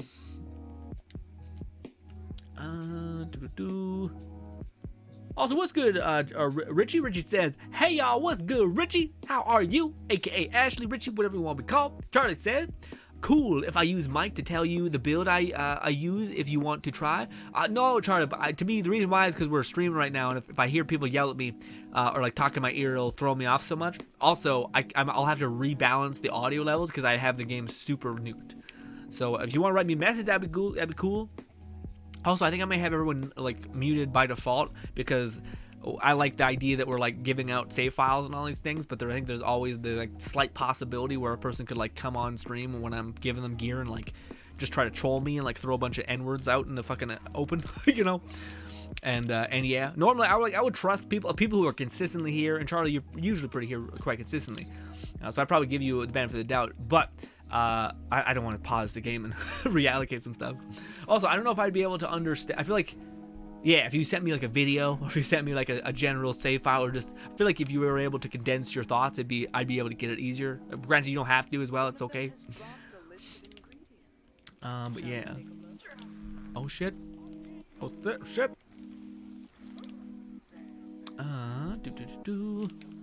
Richie says, FYI, MatPat voiced at Transformer. Really? I mean, that's awesome, man. To me, he's one of those people who is like, I don't know. Like, I never understand a lot of, like, there's a weird, like, judgment for him in some communities, which I never really understood. Like, I think, yeah, there was a certain anime person I used to watch who kind of had it out for him in a weird way. But to me, like, to me, he seems like all of his things I can rationalize, and I don't ever feel like I've gotten too clickbaited or anything like that, you know? Also, I think he is like one of those people that seems quite, it's hard to describe, but he seems like almost in harmony with his business and with him. Like, he's doing good work, but I know some people are like some people are willing to take the plunge when it comes to like controversy and like, I'll do anything to grow my channel kind of idea. And it seems like he's been like, no, I'm just gonna do what I know will work and that I can rationalize and understand, whether that's analytical data or whatever it be. And bit by bit, I'm gonna start to take steps forward in that regard. Also, we're about to get 2,000. God, we're gonna be wishing forever on the the roulette wheel. But yes, I'll think. Yeah, we get so much more like souls for doing this. Thanks so much, Charlie, for doing this with me, because yeah, it's a pain in the ass to farm otherwise. Like you have to do like four runs just to get a couple like 500 or so. I think it's probably 700 to do 4 runs. Lone Singlet says the anime I'm watching is the quintuplet one you taught me about. Yeah, but what's your favorite part about it? Any scene that came out that you enjoyed the most, Lone Syndicate? Let me hear that if you wouldn't mind. A scene where you think this was awesome. I enjoyed it a lot. Let me hear that. Fluff says, his wife handles the business. Dude, his wife is also like a fucking tank. Like she seems like a badass boss. You know what I mean? But also she seems quite fun. Albeit, it is interesting because they're very, like I think MatPat is like a theater. He has a theater background if I'm not mistaken. So I think but also I think MatPat is like equally as business savvy than his wife. But I think his wife, after they had started having kids, I think his wife was more like he was, which essentially is like half and half. So like he's half an entertainer and then like half an analytical expert kind of thing, like a metadata expert and whatnot. But then his wife had kids, and I think she can't be 2 anymore. She has to be a mom and something. So I think she chose a mom and like a business analytical side of things. Keeping everything checks and balances going, stuff like that. Which to me, that's awesome. And also they seem really quite jolly. But also they seem like, you ever see people, I hate to say this because it sounds kind of a whole way. Have you ever seen people who just seem like generally they have just a little bit more serotonin than everybody else? And it might just because it's like effort. I always would empathize with people who are saying, no, dude, it's hard to be happy. I'm actually miserable a lot of the time, but I do my best to, be optimistic and positive because it gives me nothing to just give into my despair, So I empathize with that perspective too. I find that's my perspective quite a lot for me. But to me, I just get that like MatPat, I've never seen him break once. And he's like live streams for like 7 years. I've never seen him have that bit of rage, that bit of like shittiness, that give in to your monster kind of like, you know what, fuck you kind of thing. I'm sure he has that, but he also just seems like a general jolly person. Which to me is always kind of neat. I always like seeing people who seem to be not only like, I don't know, do you see a lot of times where people like, especially YouTube people or streamers, where they're like very successful, but like you can clearly tell that either like they're getting eaten up by despair in some way, whether that's because their views are going down the toilet, so they feel like personally diminished because of that metric that they've judged themselves for such a long time being valuable, all those things. So to me, it's interesting. But also, I will say, like MatPat does seem like he's freakish. Like the fact that he's remains and grown so consistently shows that I think he is just like a freak when it comes to like knowing his craft. Like he's an analytic, and like to me, I don't hold that back. I think he's like a literal analytics expert. I think he actually worked for Google and shit for that,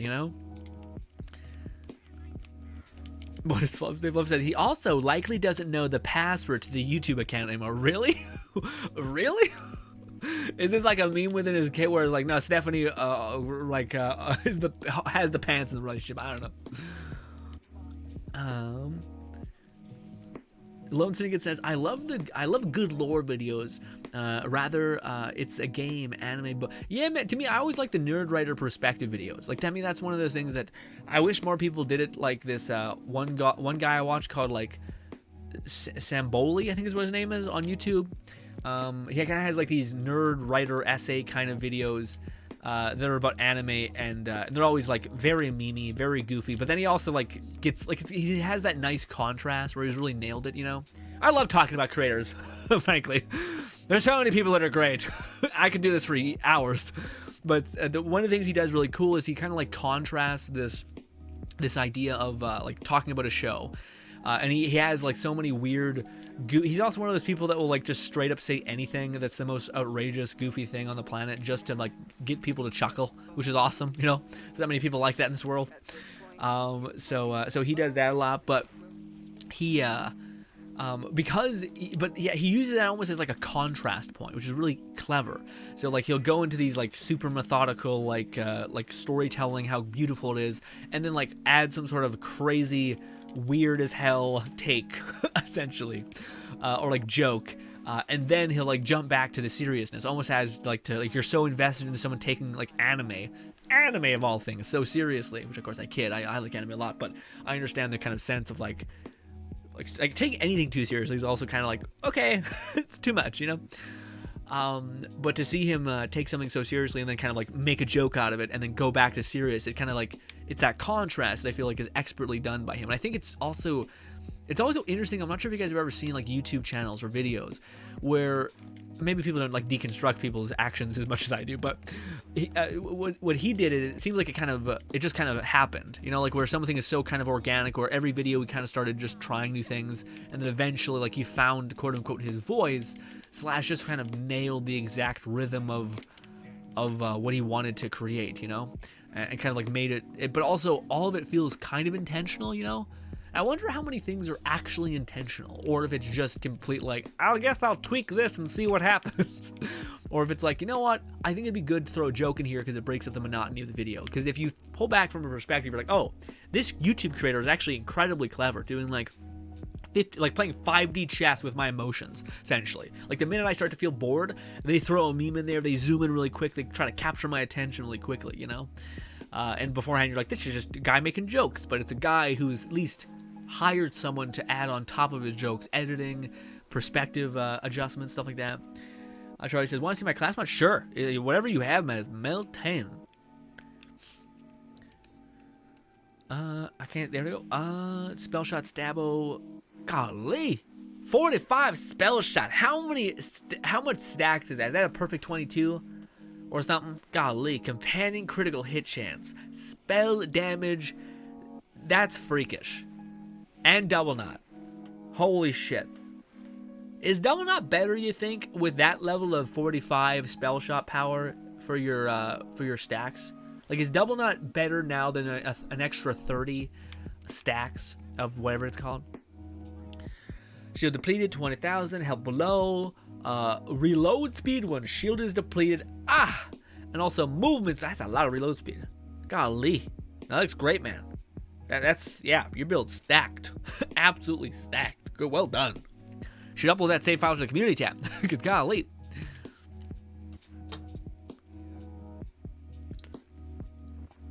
Also, I'd like to say the PSA, if some random person's watching this who wants a save file, yell at me, and we'll stop what we're doing and do that for you. If you don't want it, it's okay. What's happened? What's happened? Oh, sorry. Frost damage, spell shot damage. Did you get this?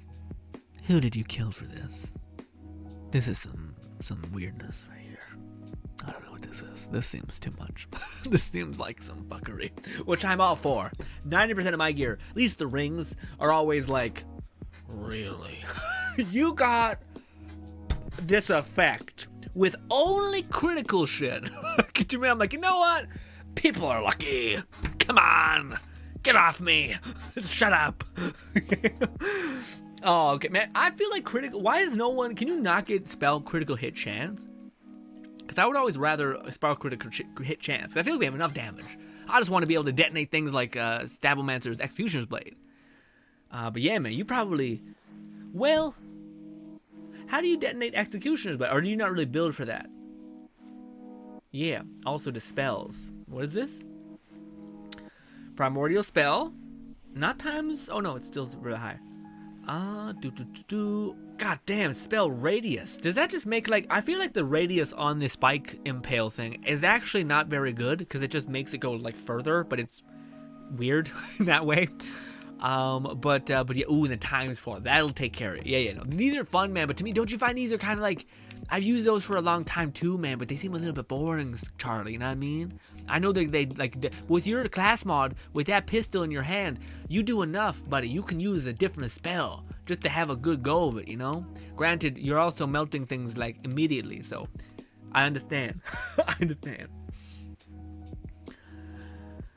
Ra-ba-ba-ba-ba. Fluff says she uploads a video that clarified that he does not handle the business at all. Really? Interesting. What does that mean then? Like, does that, I don't mean this in a negative way. I'm meaning, like, I thought Matt Pat was, that's just, I'm sorry, I'm blown away to how much that is for one person to handle. That's what I mean by that. I'm not trying to do some sort of weird, horrible thing. But I'm saying, like, the fact that only one, or I guess she has a team, I would assume, but, like, still, like, to me, it made me feel better about, like, oh, maybe they're able to, like, but she's a full fucking blown mom and running the analytical business nature to the business, and I still see her in a video every now and again. Golly. What a fucking animal. I do the same thing about a man doing this, by the way. It's just like, goddamn. Holy shit. He has a team. His wife is the finance. Okay, yeah, that to me makes sense. Guys, I thought they met in I think they met at like Maker Studios or something like that, where like there was analytical things there and all these, this or that or the other, you know. But yes, I do not know the lore entirely, although I've been a fan for a great many times. You can do it, Charlie. There we go.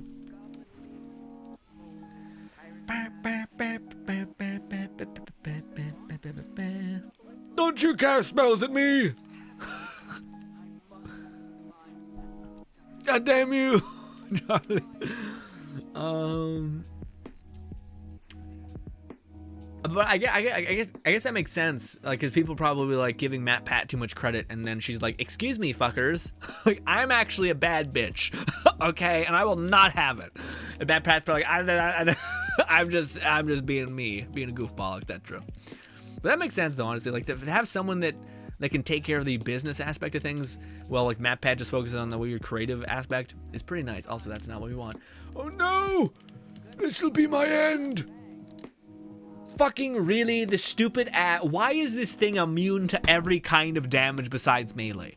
God, I want to just smack the shit out of Gearbox sometimes. Just like, why? Why are fucking raid boss things in this way? Like, so why does the Chaos Chambers have a do melee damage when there's no way to do melee damage with 90% of the builds? And also, there's like, go out of this zone, and then you just don't get to do it. Is it because they're like, nah, bitch, you don't get to have it all? Why? That just makes people feel unsatisfied. Also, what is with this weird thing only being damaged by melee damage? What the hell? It's just a game with builds that deal with entirely different damage types. Just, goddamn, it is idiocy, man. I'm mad, okay, and I'm lashing out. It's stupid.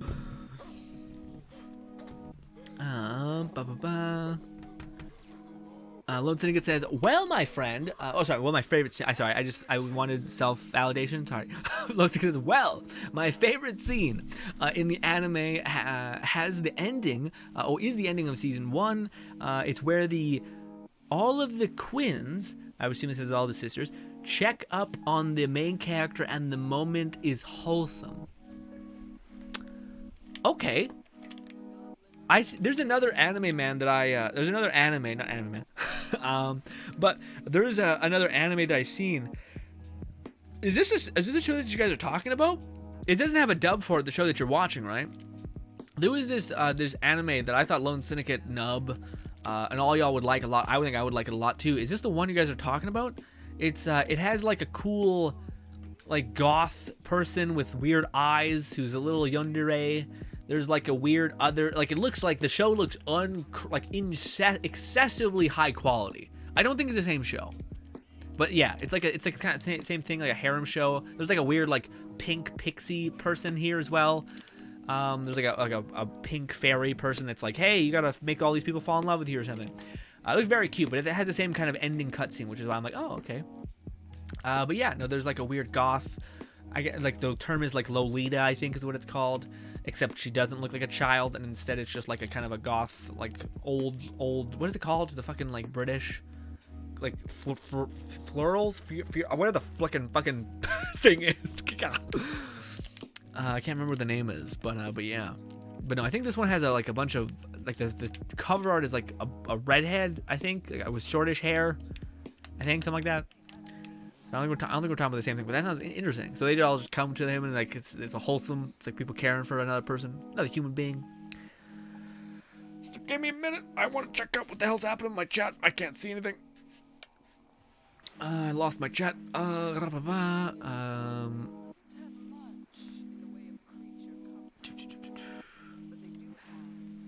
What is good, Luke? Luke says, hello.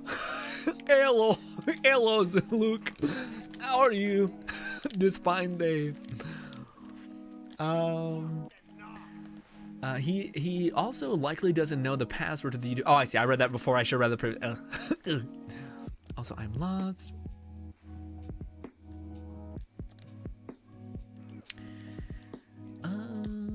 Charlie says, oh, I want to see if I that.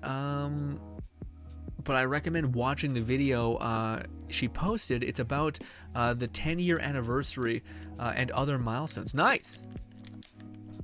Yeah, to me, I'm not. Well, maybe I'm not sure. I don't know what, man. I'm behind a lot on like all of the other. Like I'm not caught up on all the game theory videos, which is usually a channel like you should catch up on. Same thing with film theory.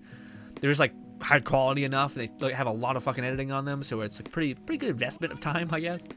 Also, I find them always deeply fun to think about, and you kind of feel like you're in the know with this like niche lore community weirdos kind of thing, which I like a lot. But I don't know, I'm behind a lot on a lot of videos. I'm sure you guys have the same thing where like life kind of nudges you too hard, and you're like, what am I doing? This is too much. Golly.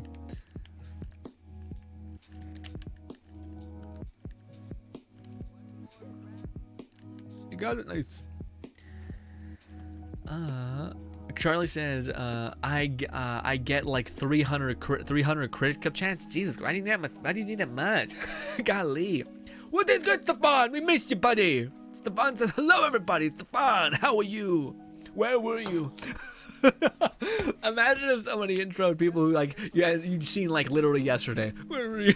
You fucking piece of shit. That is totally going to be, like, the thing of some sort of VTuber-like persona. I guarantee it. Guarantee it. Probably already exists, frankly. Most things you can think of already exist, unfortunately.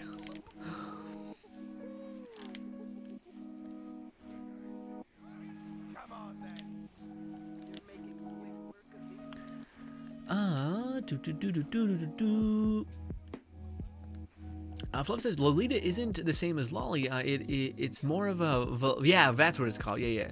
But also, I guess when I ever seen it, I seen like a lot. Maybe that was the problem. Like I think it was just like Asian people have this I don't know what you'd call it. Not like a fetishization, but like a kind of like this thing of like youthfulness, like this maybe not Asian people, that's the wrong way to say it, but I think like in South Korea, not South Korea, like North Korea and countries like that, they have this, definitely not South Korea. They have this idea of like youthful skin. There's like a lot of skincare. There's also like the meme of like people looking absolutely gorgeous until they hit like 80, and they like just kind of say, you know, I don't care anymore, and they just kind of fall off. But it's because they fucking were like using immensely amazing products for like years. And dedicating so much time to like self-help essentially, or like self-care is what it's called. So, but also I think there's this idea of like making your face look smaller and stuff that exists within Japan or in Asia, I guess, the Asian countries, etc. So to me, I guess I seen someone who was doing the Lolita thing, but also was using like a bunch of filters to make themselves look younger and whatnot.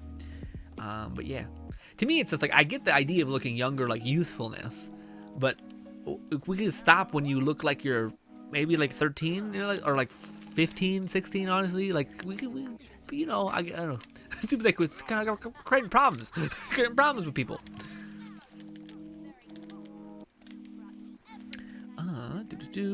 Luke says, back to Wonderland. Yeah, we just chill with Wonderlands, man. We're just hanging out. Well, it's gonna be, honestly, this is just our fallback game. So, yeah, we're just chilling. It's not much of a whole thing besides that. Also, did we finally get a spell? No, we got a ring. The rings are supposed to be what they drop here, so at least there's that. Small chance, but man. Oh, wait, what? What's this? Oh, it's the thing. Ooh, primordial thing? Melee attacks, 30% chance to do that. Seems great. Spell damage. Ooh, it's also dark magic. Is that like a stat stick for you? Also, you get, when you eventually melee, you can reset your cooldown. That's amazing, man. Well done, Charlie. What do you call it? That looks like is that like a heal stick for you? So when like you get low health, you just whack something and it makes some dark magic particles for you? Yep, yeah, it seems like that one. Nice. Stefan says, I have a friend in her 50s, and that uses so much filters on her face, she looks like a puppet. Well, that's like, it's funny because like it seems like that's something that's cross-cultural, almost to a certain degree. Like if, like, you know, it's like 90% of the celebrities that have a surplus of wealth tend to get like an abundance of plastic surgery. And the thing that's funny is that people are like, well, you know, we're like, I haven't seen that in a while, you know, like, yeah, there are some bad examples. And it's like, no, dude, they just got better at doing it. Everybody has done it, I think. It's just we've gotten better at executing the plastic surgery, fucking skin pulling, and yeah. Everybody is unreal, okay? When you have a certain, when you reach a certain threshold of money for women, you can start. This is a very, very subjective, this is a very generalized statement, but it seems like people go apeshit. Also, it seems like there's an uncomfortable thing where when you start making a surplus of money, the whole lolly thing is that. Anyways, are we gonna go again, Charlie? Charlie's flipping out. He's getting antsy. You ready, Charlie? One more time? I guess we'll keep going, yeah, because, yeah. Low Syndicate says, hydrate, gotcha.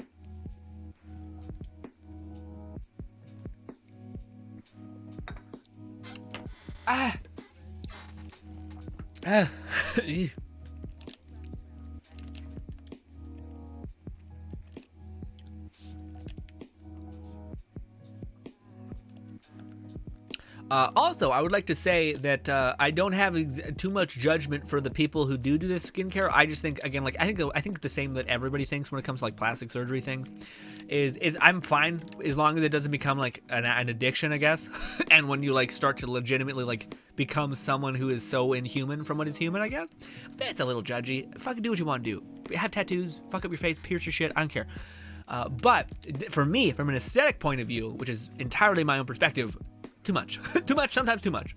But with that being said, though, what do you call it? If there's ever a future, like I'm not like, again, let me ask you guys this: for people who are in the same boat as me, who are like, yeah, I don't like when people like have, you know, a crazy cut, like you know, you get old, you get some like crow's feet in your eyes. It means you had a good life. You were laughing a lot, you were smiling a lot. I think a lot of people are in that kind of boat where it's like, you know what, we're gonna age gracefully. All right.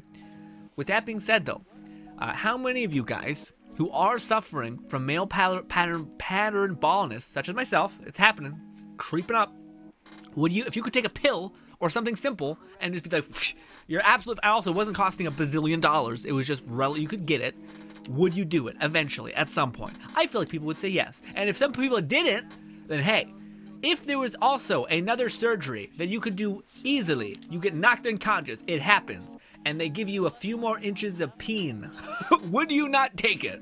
All right, I am fucking dude. I love the fucking comedian take on the whole like penis enlargement, essentially, which is basically just the idea of like overnight it would become a problem. Okay, the new standard would be just whatever the max capacity was, and people would be destroyed. Anyone who is receiving, just absolutely annihilated. It would be terrible. There's no limit. Okay. Also, porn has probably weaponized that to our dismay as well. You know, so they could sell us all kinds of weird shit. All kinds of weird shit.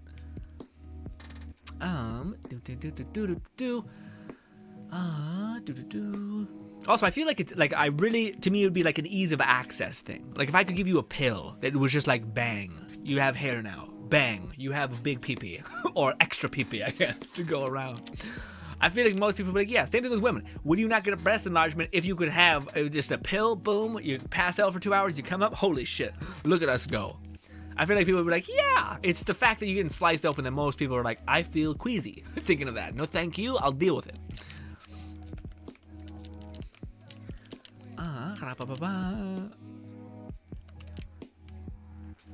Luke says, no, no one wants to be old.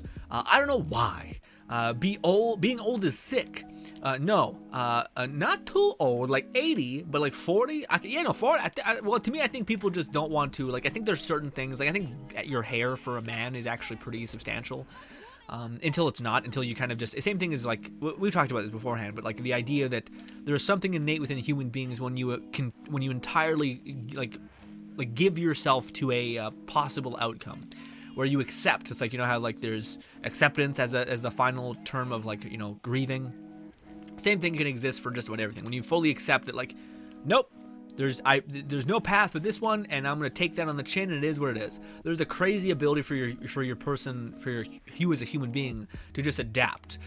But I also think there's a lot of like fear and stigma around things that in society, and I hate to use the whole like Joker, we live in a fucking society, dude. I hate that, but it's true. I think there are certain things that like there's a perception of value. Like to me, that's one of the things that it was so ungodly interesting to me about this Tinder idea of like height within people, because to me it's like you this is something that I think on the surface level you think is interesting or maybe appealing, but to me I don't know why this would govern your thing. But then also dudes have been saying things like, I need a girl with big boobs for years.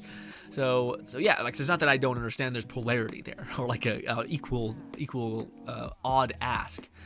But it's interesting that people aren't aware of the like what genuinely defines me being happy within a relationship, or what genuinely defines my validation as a person. You know, is it the fact that I have hair, or is it the fact that I like, how do I judge others? And that to me is one of the things that to me has set me free a little bit. I hate to get preachy with you, but something that set me free a little bit is the idea of like, well, what happens when someone criticizes you, and what is a valid criticism and a not valid criticism? Because you don't want to become egotistical, and you want to like acknowledge others' perspective as being in some regard valuable. So how do you do that? How do you distinguish what is valid and what is not? And I think it's simple as you need to find out how you judge people, and on whatever metric system that you validate and judge others, which I have always, for my entirety of my life, have always loved Martin Luther King's judge a person by the content of their character. And of course, I guess that's just like, to me, that means the things that you would want to be judged by. And I wouldn't care less if somebody remembered that I had hair, or if I had, if I had a lot of wealth, or if I had anything. You know, the only thing I would care about is if people thought I was a good friend, if I was a good son, if I was a good dad, if I genuinely cared for others, if I showed up and I was honest. Like, these are the things that I think you take a step back and like, oh. But then you also got to accept that those are the values that you're going to be judged by, and that you're going to be judging others by. So you need to live by those things. Whereas I think that's the thing that to me sets me free a little bit, is like, some people could say, like, to me for a long time, again, we're talking about some real shit here, sorry. But for a long time now, I've always had an insecurity with one of the things I was bullied with when I was a little kid is I was always in learning disability classes. And I have a very poor reading comprehension skill level, and also spelling comprehension. Spelling is probably the worst. I cannot spell worth anything, like nothing. I think I have a grade 4's spelling. It's terrible. I used to be really insecure about that, and I understand that that's like, it's definitely something that is honest. It's unfortunate that for whatever reason, when it comes to the consolidation of letters, it's incredibly hard for me to get them through my head. But that doesn't mean I'm dumb. You know, I really like reading books, and the things that I'm interested in, I can lock it in forever. But I also, to me, when I used to be terrified to some extent, and I still kind of am. I have like a reflex where, like, when I'm reading something, or like, this is also, I think, in some regard, even if I can't acknowledge it completely, in some regard, I think this is why when people get frustrated with me when I can't remember a name, it makes me feel like like they're calling me stupid, even though that's maybe not what they're saying. But it makes me feel insecure a little bit, and like, and I get a like a little bit antsy and a little bit judged, and have a little bit of a weirder response than what I would normally respond with, I guess. But recently, again, this is the thing that this is the culmination of this is, well, I never ever would judge someone based on intelligence, or based on, sorry, not intelligence. I would never judge someone based on their reading comprehension or their spelling ability. I would judge someone on how they treat other people and how they treat me. And I care about the other things that are kind of the wonder within others. You know, this idea that people are flawed and kind and messy, and that's also a wonderful thing. And to give people that grace, because there will be a day when you're messy. Like, that's the thing that to me is constantly this like ever evolving beautifulness, which is, you think about, okay, well, I'm going to judge people by the content of their character or something like that, and then you come to the understanding of, oh, well, maybe I'm judging them based on a metric that like that I couldn't survive, you know?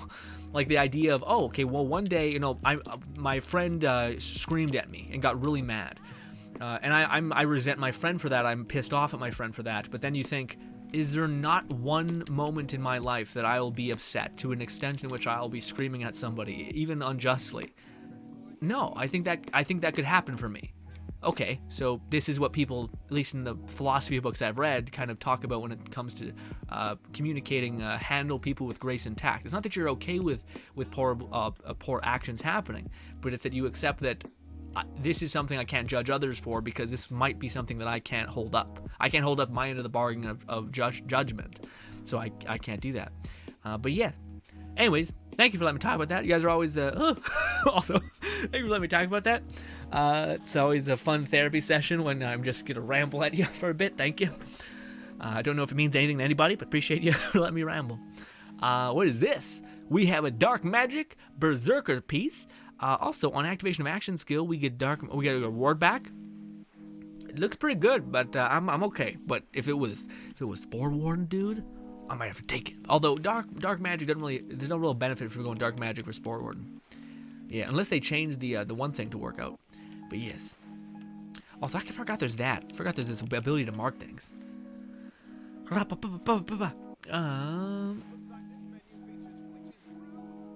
Also, Charlie. Yeah, Charlie. We should start wishing. Yeah, I was about to say. I'm ready to rock. You go ahead and wish. We're just gonna vibe here for a while, Charlie. Feel free to leave if you're not having a fun time. Just vibe it with me. Okay. Also, I'll do this. This. There we go. Also, we might want to make this looking nice. Increase the intensity. Go. Focus a little bit. No, bring that back a little bit. There we go. There we go. Looking clean. Oh. Oof. Is that a fresh drink? Ooh.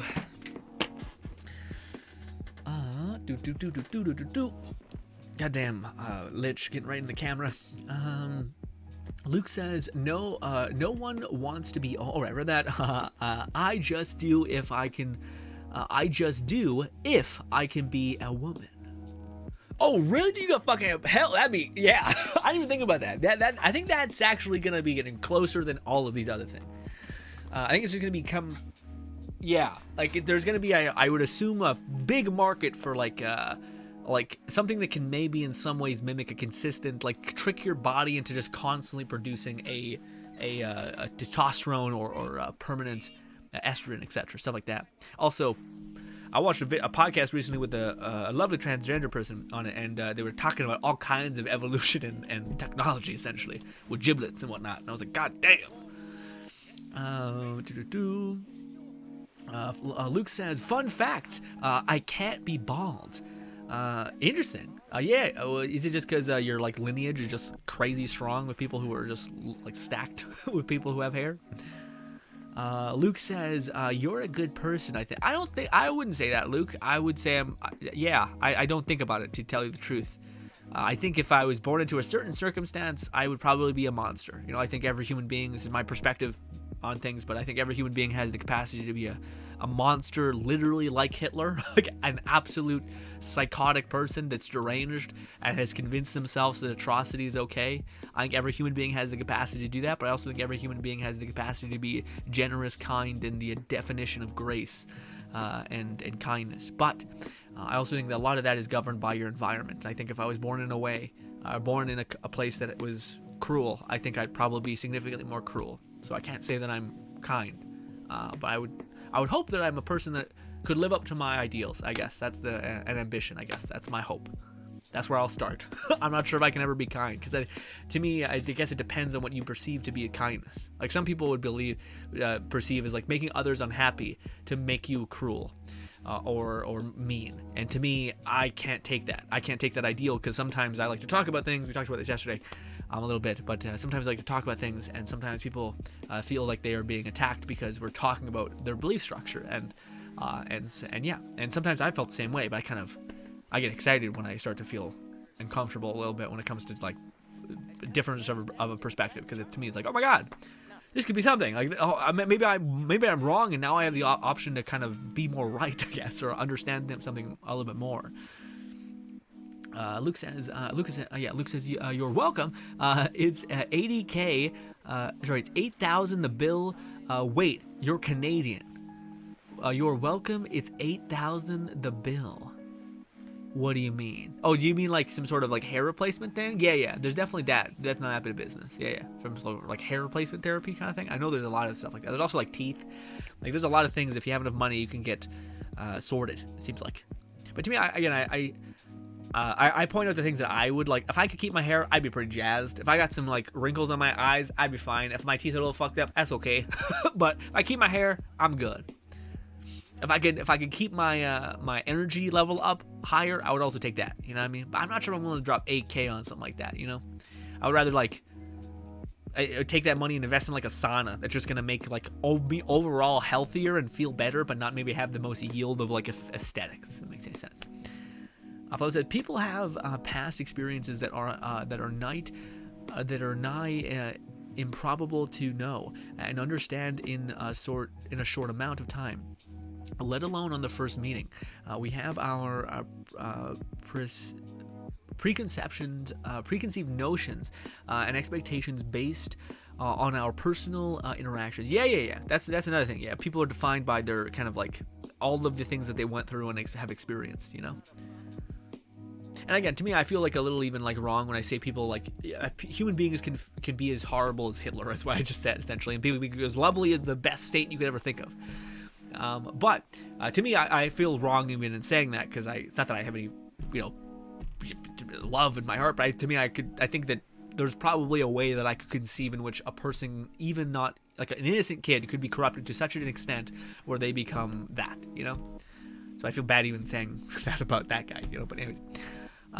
Fluff says there's so much factors that apply to any and all individuals and how they will behave. Nature and nurture, genetics and evolution. We all have the capacity to do both great and terrible things. Yeah. Very poetic way of saying it, Fluff. Well done.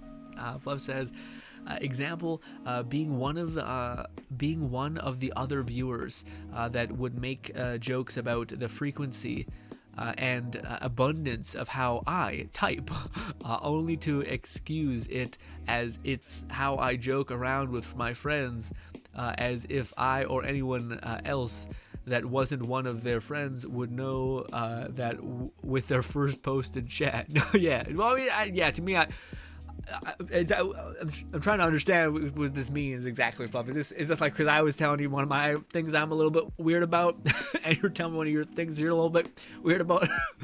I for what it's worth, this is the other thing that kind of to me helps set you free a little bit, is the idea of like when you take that into consideration of like, well, what should most people judge themselves by? And then you say like, oh, I think I say things I think most people could be like, yeah, that makes sense. Judge a person by the content of their character, how they treat other people. Sure, that makes plenty of sense. How they treat themselves, that makes a lot of sense too. Some people might not like that because they're like, well, some people are good but like have horrible, self-love issues. All these things. But yeah, most people can agree with a lot of those things. But yeah, I think there is that kind of in-between weirdness that a lot of people have. There was some sort of thing I was going to say attached to that, but I completely lost what it was. Sorry. Luke says, in Brazil we have, in Brazil we say, opportunity, or I'm so sorry, an opportunity, faz o ladero. Oh, so sorry. Opportunities makes the thief. Like anyone can be bad if they have a way to gain with that. I don't believe this personally. Yeah, I don't know if I would say that. I don't know if that's correct. I think most human beings deeply want an advantage, which is why to me I think so many political things are just kind of silly, because I think every human being, if given the opportunity to like flip a switch and like let somebody get kicked in the balls really, really hard and experience or like be beaten the shit out of, but it would mean that you were like basically taken care of for your entire life, like you'd have $100 million or something like that. I think most people would do it.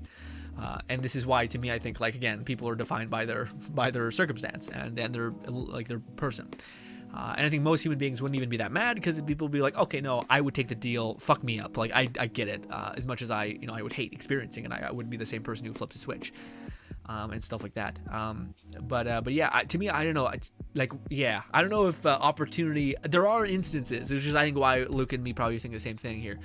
But there are examples of people who do, because of their upbringing, maybe in some cases because of their quote unquote brainwashing, whether it be through religion, whether it be through parenting, whether it be whatever, have such a strong moral compass that they're like, no, I like, and this is one of the things that I love. It kind of comes, I think, from Buddhist philosophy a little bit, where it's the idea of like harmony within yourself. Like if you were to take a step back and you were to be like, I have a job, I'm happy, I have kids, or I have a person that cares about me. Do I need $1 bazillion? No. Yeah, like is this worth taking this weird moral thing? I'm content with what I have, and I have confidence that I could attain more if I wanted. Like if my job went away yesterday, I'd find a way. So like this comes from this idea of like what to me is harmony. This idea of needing not of the world because you know you only need a certain amount. Like the kind of the definition of too much is, you know, gluttony.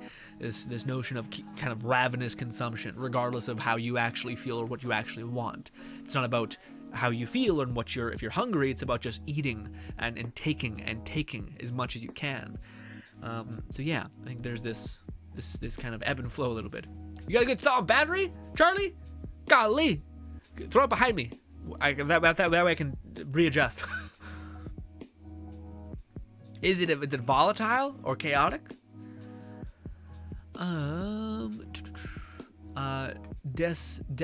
Desperation and dire circumstance always present a possible to do wrong, or always provides a possibility to do wrong. But we all also see how many choices, the good option. How many people choose the good option in things like Infamous and whatnot. Yeah. That to me always makes me like warms my soul, because I think people like you. I think you were telling us about like.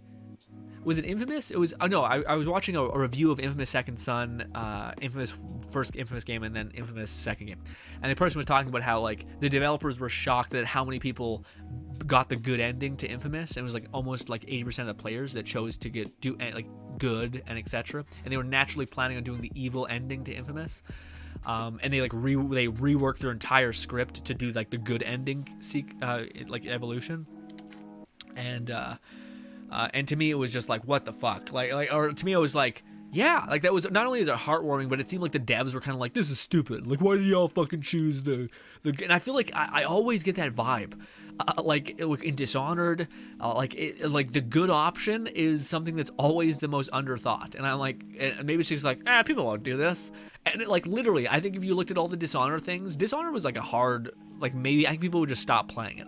I'm the crazy person that's still in the woods like, come on baby, we can make this happen. But yeah, thank you, Charlie. I'm good. I took the bat. Let me know if you want me to drop it if you were not offering it. Yeah, I'm totally fine doing that as well. But thank you for the things.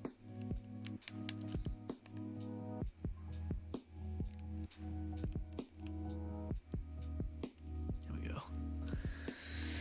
Oh, too close, a little above. There we go. Okay. Like what I mentioned about that one of the Infamous writers wanted to, evil ending. I watched that. Maybe you told me it. Maybe it wasn't from the review I watched. Ending of Infamous 2 to be canon, but okay, no, that I think that's right. In the review, we talked about Infamous 1. The reason why Infamous 2 was kind of all fucky and had weird development was because of that. Like they had a new character as the role model, etc. But yeah, apparently in Infamous 2 they wanted to do the evil ending, but they didn't because it was not shown as much. But the majority of players chose a good path. Maybe it's happened twice. Maybe like history repeated itself twice. Fluff says, so we agree. So while I agree, we all have the capacity to be monsters, but it doesn't mean that the majority will. But it does depend on the factors I mentioned above, along with that's why I think to me it's like human beings. I feel this sense from some from memes, from like comments I read within like not my videos of course, but just in like philosophy videos or book reading videos, stuff like that, podcasts, where people get the idea of, to me it seems like if you know in your deepest heart that you could be a monster and like crueler than you could ever imagine, then wouldn't you handle others with like who do fuck up with a little bit more grace because you have that same capacity? Not to say that you forgive them or you just kind of like let shitty things happen around you and to you, but to say that at least you can like empathize with, everyone has the capacity to fuck up. I just feel like people don't have that as much, and I think it's maybe because you know, it's kind of hard to be that way because, you know, it's sometimes people do cruel things to you, and it's kind of validating to be like, yeah, fuck that person, you know, which I get. These are not easy things to live by, and I think that's why I refuse to judge people by, you know, being perfect or something like that. But I like that concept of enjoying people's traits of trying, giving a shit, I guess. Fluff says, I'm of the belief that we all have free agency, freedom to choose, but the knowledge of what I perceive as right and wrong, and most of us understand the risk and consequences of making said decisions. My personal belief, Fluff, is the argument for we do not have free will is almost impossible, at least to me, to disprove. But I would rather believe let me say it like this. It is better for me as an individual to believe that I have free will. Is that to say that it is true that we have? No. It is to say that I would rather feign ignorance and pretend I have autonomy. If you guys don't know, like, the kind of free will argument, which is kind of rough, but it's kind of a thread of it to me, which makes it hard to disprove, is if you can say with it to some extent that are you defined by your by what you choose or what you have been given to choose from. Kind of the idea of, like, do you believe that when you're driving down the street, if you've seen a person that was, you know, a drug addict person, a homeless person, etc., if you can look at that person and understand, well, that person had a bunch of horrible life experiences, all of these terrible things. If I could live this very same life that he would I be any different? And then some people say yes, most people say no. I probably would be the same, you know, if I got horribly, you know, assaulted in every way you could possibly consider. If I had the worst circumstance that could ever happen to me, I could break. But then there's also examples of people not breaking. But then there's the kind of like the ultimate devil's advocate kind of thing, which is, what about literal brain chemistry? What about if you were born in that person's shoes that had that was paralyzed fully? You know, were you saying you would be identical to what you are now? So this is the free will argument, kind of. This is at least the one that I find the hardest to disprove, which is the idea of, like, okay, if I were to live that person's very same life, could I become me again? And it's like, holy shit. I don't know, probably not. And then you're like, fuck, is there any choice? You can have like an existential crisis. But most people can agree with that. It's kind of like are we in a simulation? Who the fuck knows? I can't disprove it. But also, fuck off me. I'm gonna live my life like I'm not. Okay, golly. But yeah, sorry about that. Charlie says, just got done. Your turn. No, Charlie. What do you call it? I'm going to save the save file. Because I have 2K here. And that way I can instantly run it. But yes.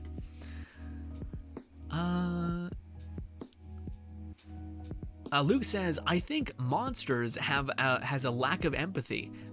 Even animals have empathy.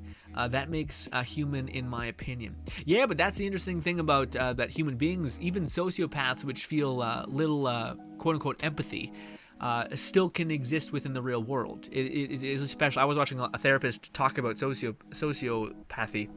And the person was talking about, it's just that they don't have any regard for others' emotions, essentially, or they have no. How can I can't empathize with understanding how you feel because I don't have that, so I have nothing to, like. It's like telling a person who's deaf how to speak. It's like they can't hear vocal words or tones. It's like, yeah, they can kind of work through it. Kind of a bad example because you can kind of work through it. But one of the ways to get a person who has sociopathy, I think that's right the way I'm saying it. But basically they get them to relate things in a mechanical, analytical way, like out of a proxy of you know, doing something horrible to someone. This could have a negative effect on the tribe that is society, the tribe that is your family. You know, if you lash out or do this horrible thing, this could come back to bite you in the ass, and this is why we don't do this. But you don't do it by like, that makes this person feel sad, because supposedly there's no feeling of sadness. They have no idea what to, like, it's like saying, I know what it feels like to fly, or like, that's a bad example because people can simulate what that feels like. So, but yeah, but that's apparently how they get sociopathic people to be okay and exist and be kind of good-hearted people, I guess, you know. So, god damn it, what the fuck happened?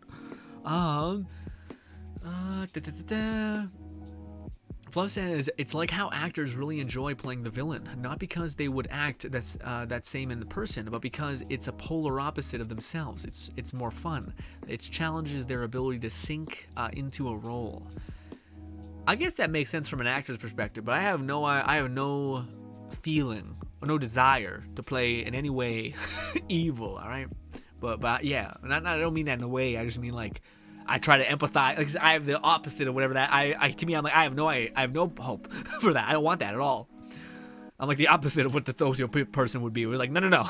I have too much of the other things, which it's not me like that's actually a problem to some extent. You like get too invested in people and you love people too quickly. Anyways. Well, it says, makes sense. They in all the Infamous games, they gave you more rewards for being evil than good. Like, even more of the cool. But yeah, man. Same thing with this. No game did that as bad as Dishonored. Even in Dishonored 2, there's like kind of options, but they're all kind of like shittier versions with more steps. You know, like the fact that they didn't give you something to knock out people that make people go like invisible or like turn to ash. You'd have to kill them. Actually, it's just like fuck off, dude. Come on. Unless I'm forgetting a skill, but I think that's right. Fluff says, and we do have exceptions to mental illness, dire circumstance, and other badly dealt hands that all drive people to do terrible things and become monsters. We have the resilience and inhibitions that generally help the individual do good things, but interpersonal relations are difficult to predict when everyone has years dedicated to past experience, trauma and whatnot, all these kind of things that help define themselves and their view of the world. Luke says, until someone can prove I'm the only one with the conscious, they're all meat robots. Yeah, maybe. Cap says, what's good? Cap says, I was dealing with guests. Are you just running a pixie build? Allow cause some changed aspects. What do you mean? Fluff says, I grew up in an apartment that was in a neighborhood with Section 8 housing. Over time, my family, dad in particular, continued to build his work experience and experted that has allowed us to have much more comfortable life than others are bound to have. I can only speak for myself and my personal life experience, but I know it won't be the same as others. Even my neighbors and classmates, we may have similar circumstances, but never identical. Yeah, man. Also, just like the thing with like brain chemistry, just being like a little bit off, or not off, but just different, like having a different proclivity to well, it's interesting, man, because like that's the thing that makes free will the conversation so fun to me, is that like there's a genuine discussion about like how incredible like an instance when you're young can just shape you entirely. Like a lot of people who have a poor upbringing, like and then start to achieve, they like fucking never stop. But it's also like a disease because they can't turn it off. Like there's something in their head that by all means is them screaming like keep going, get more. It's because when they're a kid they have this like moment of feeling absolutely weak or frail or something that define their character, or at least that's usually what it ends up being, or at least in a lot of the examples I've seen, I should say. But then there are people who had the same experience and then like just got destroyed by it, you know. And then there are people who have went through like the most abysmal, horrible experience ever and look like it was they talk about it as if it was a walk in the park, you know. It's like it's just the randomness. That's kind of, I think, the free will kind of weird thing where people are like, dude, like, yeah, you know, like what? It's just insane. You know, it's like, and to me, it's like some people get crushed by the free will perspective, which I understand. I don't want to sit with it too long, but I kind of get enchanted a little bit by the idea of like, how fucking lucky, dude. How lucky that I seen like a self-help book that kicked my ass. How lucky was it that I met a friend that gave me this like wisdom that like changed my life forever. Well, how lucky was I to get like this and that and meet people and to have my parents and to like, you know, nothing was perfect. And that's the thing I think you don't want to have, is like this feeling of like, I better be grateful because I should be grateful. It's like, no, if you don't feel grateful, don't feel like be grateful. But if you can acknowledge the wonder of the chance that you're existing on at this point, even with all your suffering abound, that's something, I guess, harmonious. Now, granted, it's a lot easier to say that when you're not in the midst of suffering, but yeah. Charlie says, you want a mod for Archer, class mod, over by me. Stuff behind you I thought was interesting, but you can have this all. But yeah, no, that's awesome. Okay, no, I'll check that in a minute. I'm probably going to wind down, actually, ladies and gentlemen, here. Does anyone have a person that we could go raid that is streaming on Twitch right now?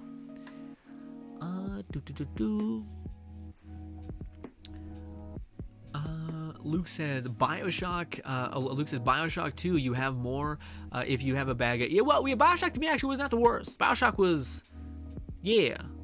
Well, that was one of the things I missed about Bioshock Infinite. Yeah, Bioshock Infinite didn't have many like good or bad choices, right? It was just kind of like various ways to like do things. Maybe it was a little bit grim, but I don't think any of them mattered. Like you just got like your hand stabbed or something, or like had a bandage on your hand or something. Fluff says Dishonored was the opposite. They punished you for having fun with the powers and killing people. Well, no, but that was the thing, Fluff. It wasn't because like yes, they gave you more options to kill people, but at the same time they gave you like the worst ending. So like they incentivized you to fail to get the worst ending that was like basically the culmination of you being like awful and like your little demon daughter basically being the worst, you know what I mean? So it's like not only are we gonna stack the shit out of a bunch of kill abilities, but we're also going to make the ending that you are evil like the most sad, pathetic ending ever. So then you're massively incentivized to do the good ending because it's like you get a happy, warm ending, but you have fucking no ability to do that at that end. You have like no gameplay aspect to do that, you know. At least in Infamous Second Son and the Infamous games, as much as it was lesser, it was still like there were options. They were worse, but there were options, you know. Infamous rewarded you for taking the evil path, which is part of why Vampire DLC seems to be the way for the devs to allow us to just have fun regardless of arbitrary moral choices. I still feel a little fucky about it. Like, to me, I would love the vampire thing, but I don't want to fucking drain some innocent, like, civilian person who might be a mom, you know what I mean? I'm like, let me fuck up the bad guys, which, yes, is like, we just talked about. Everyone has capacity to be bad. Also, yeah, but fuck it. At least then I'm like, at least it's it's not great. It's not a perfect system. Okay, but it's the best I got for me wanting to do things. Unless I'm just a fucking asshole pacifist, you know? Also, it's a video game. There's some argument for it's a video game. Like, to me, I say this as like I don't play the evil system in any game. I realize it's a fucking game, dude. But I can't like completely detach myself from it.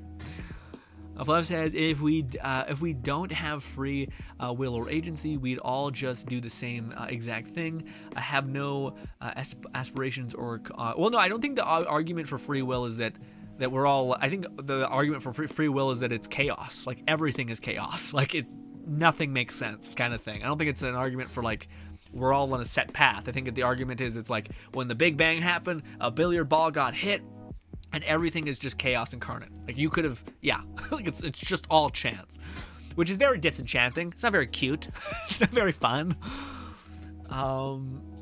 Our result of our actual world by identical, we'd have no personality, no creativity, no imagination. We'd all be cogs in a machine. Well, no, because I don't know if that's the idea of free will. I think the idea of free will makes it sound like there's some sort of like overarching monolith that like has us doing it. I don't think that's the argument. I think free will is the argument is chaos. Of like if you think you're lucky, you're not. It's random. you're just crazy. Okay. And some people could argue like, hey, you know, the Big Bang or whatever, you came into existence. Human beings came into existence on this planet, whatever it could be, and all the dots connected through evolution and whatnot. But who's to say who's to say that even makes any sense in terms of like this being set in place or this not being set in place, or like there's an argument, I guess, that you chose through evolution that these are the values we hold. It just turns messy a little bit.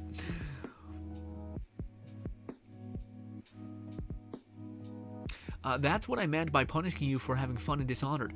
Infamous wasn't anywhere as punishing and far more rewarding for the evil past, as cheesy as it could be. Yeah, it's true. And the Vampire DLC allowed you to avoid draining the... Oh, okay. Oh, yeah, no, I've seen that. Yeah. There was still good and evil choices, just not nearly as stacked in the favor of evil. That's cool, yeah. Because to me, the one thing I did like it's weird, but everything is relative. Like one of my favorite games of all time is Overlord, but it's the idea of like you're basically either neutral. No, that's the Overlord like value setting or like moral compass was either you're the worst, like you're the absolute worst, or you're kind of a dick. And I actually like that idea. It's like you're kind of just a menace, but not like a monster. But you could either like the one of the greatest options was you're walking by this hayfield with your like horde of little demons, and the guy's like, oh golly, it's very like Taika Waititi, or it's like, oh golly, look at this beautiful field, super dry. God, I love it so much. Oh man, I thank God I got these seeds. It was just that, just constantly on a rip. Just this guy being like, oh, okay, I love my field so much. And you can either walk by him, do nothing, or you could take a fucking torch and throw it into the fucking field like a monster and just ruin this person. And that was kind of the whole balance of the show, or the balance of the game, was you could either be a dick or you could be a horrible tyrant. There's still good evil choices, just not nearly as effective. Alone Sicket says, till this day, I haven't finished Dishonored 2, cause I know it was the bad ending. Or you were gonna get the bad ending? But I didn't feel like, dude, it was the worst. Dishonored was so yucky if you were playing good. Like, no choice. Dishonored 1 at least. Dishonored 2 at least had like some options. Also, I think Dishonored 2 had a lot more of a safety net. Like, literally in Dishonored 1, if you got one person killed, and this is how I lost my ending in Dishonored 1. I got one person killed because I think I tranked them, and then rats ate them, which is not my fault, okay? I did my best. And then I got the ending where Corvo, I literally went the whole game without hurting anybody, making all of the fucking painstaking restarts just to not do that. And because I let this one asshole get dead, Corvo's like a fucking sick freak at the end. He's like, I've literally taken the path of trying to save people as much as I humanly could, but at the end he's like, fuck it. I'm not that, I guess. And I was just like, kill me. It was the worst. I could have just had fun. Like Lone City, you could get to the point where you're just about to get to the evil ending, delete your save file, jump back on YouTube, type in good ending, and be like, here we go. And just fucking enjoy. You know what I mean? We could have had our cake and eat it too, but my dumb brain was like, that's not fair. Some stupid shit, I don't know. Fluff says, I don't see how that's the argument against free will.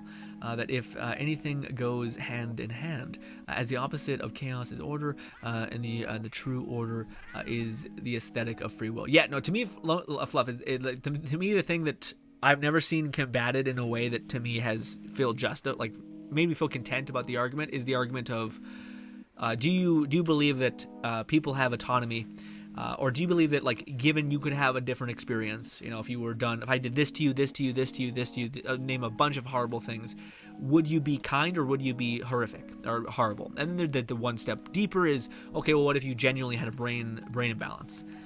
You know, if you were sociopathy, etc., then you're like, oh, okay, in that instance, I would probably be different.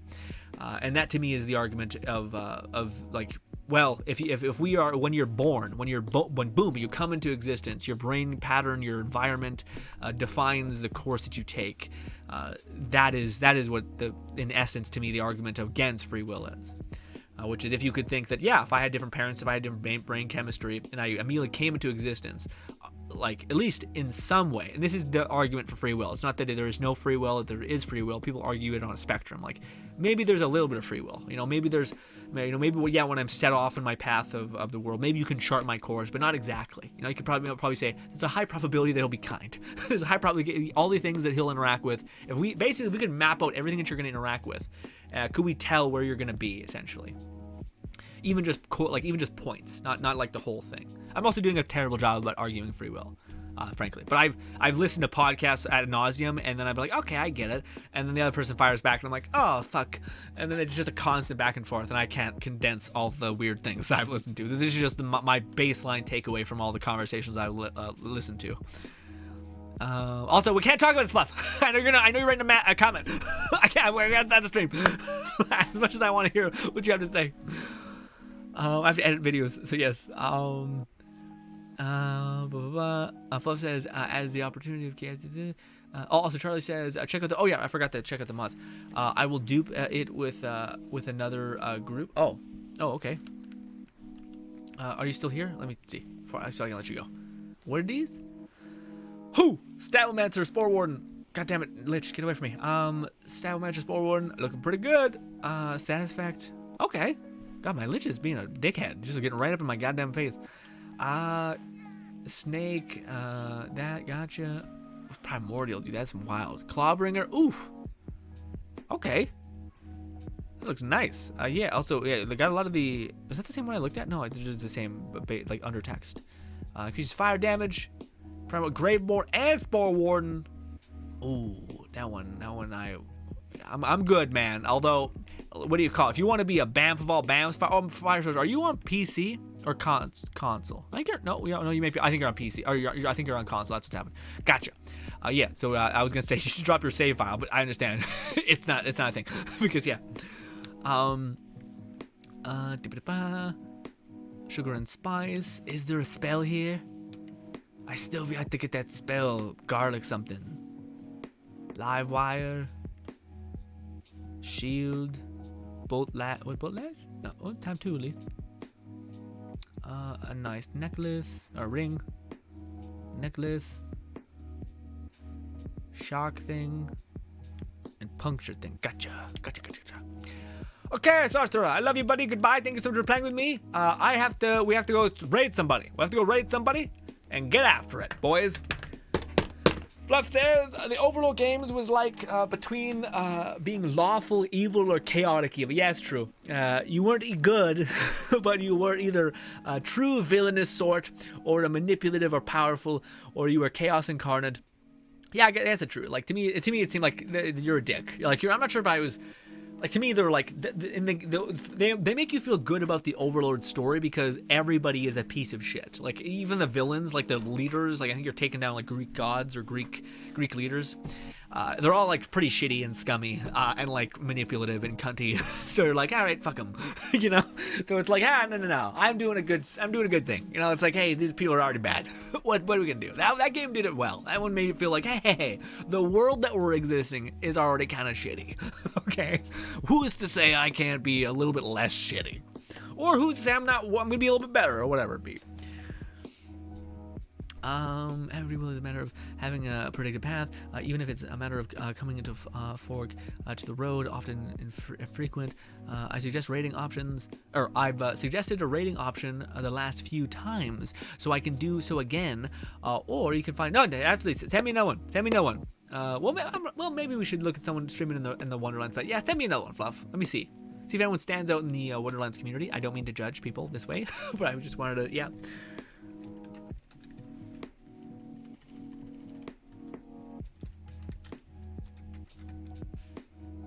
It's really hot. There we go. We got it. We got a bunch of people. We got, what is this? Miss Gimmick person looking with dog face on it.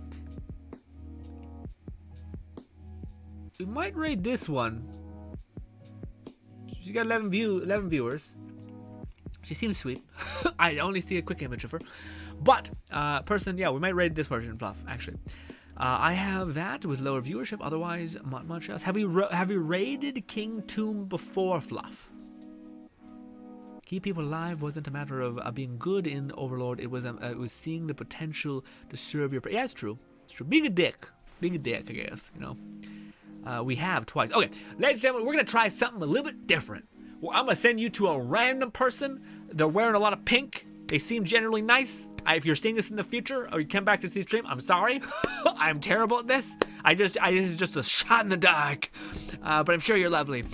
Anyways, ladies and gentlemen, go tell this person just go tell this person some lovely things. Make this person feel a little bit happier with some compliments. I'm sure it would go a long way. But ladies and gentlemen, thanks so much for your time. I will be uploading a video right this second. Actually, I'll probably leave it a little bit. I also gotta go cut my hair, so we'll see what happens. But ladies and gentlemen, video coming out at some point tonight. Hopefully I see you guys again. Monday will not be streaming, but Tuesday we will. So hopefully I can see you guys then. What we'll be doing, I have not a clue. But please go tell this person some lovely things. I'm sure it would go a long way. Thank you so much for hearing me ramble. Also for people on YouTube, hello, hiya. Thank you for putting up with my bullshit, all that. And yes, bye, my friends.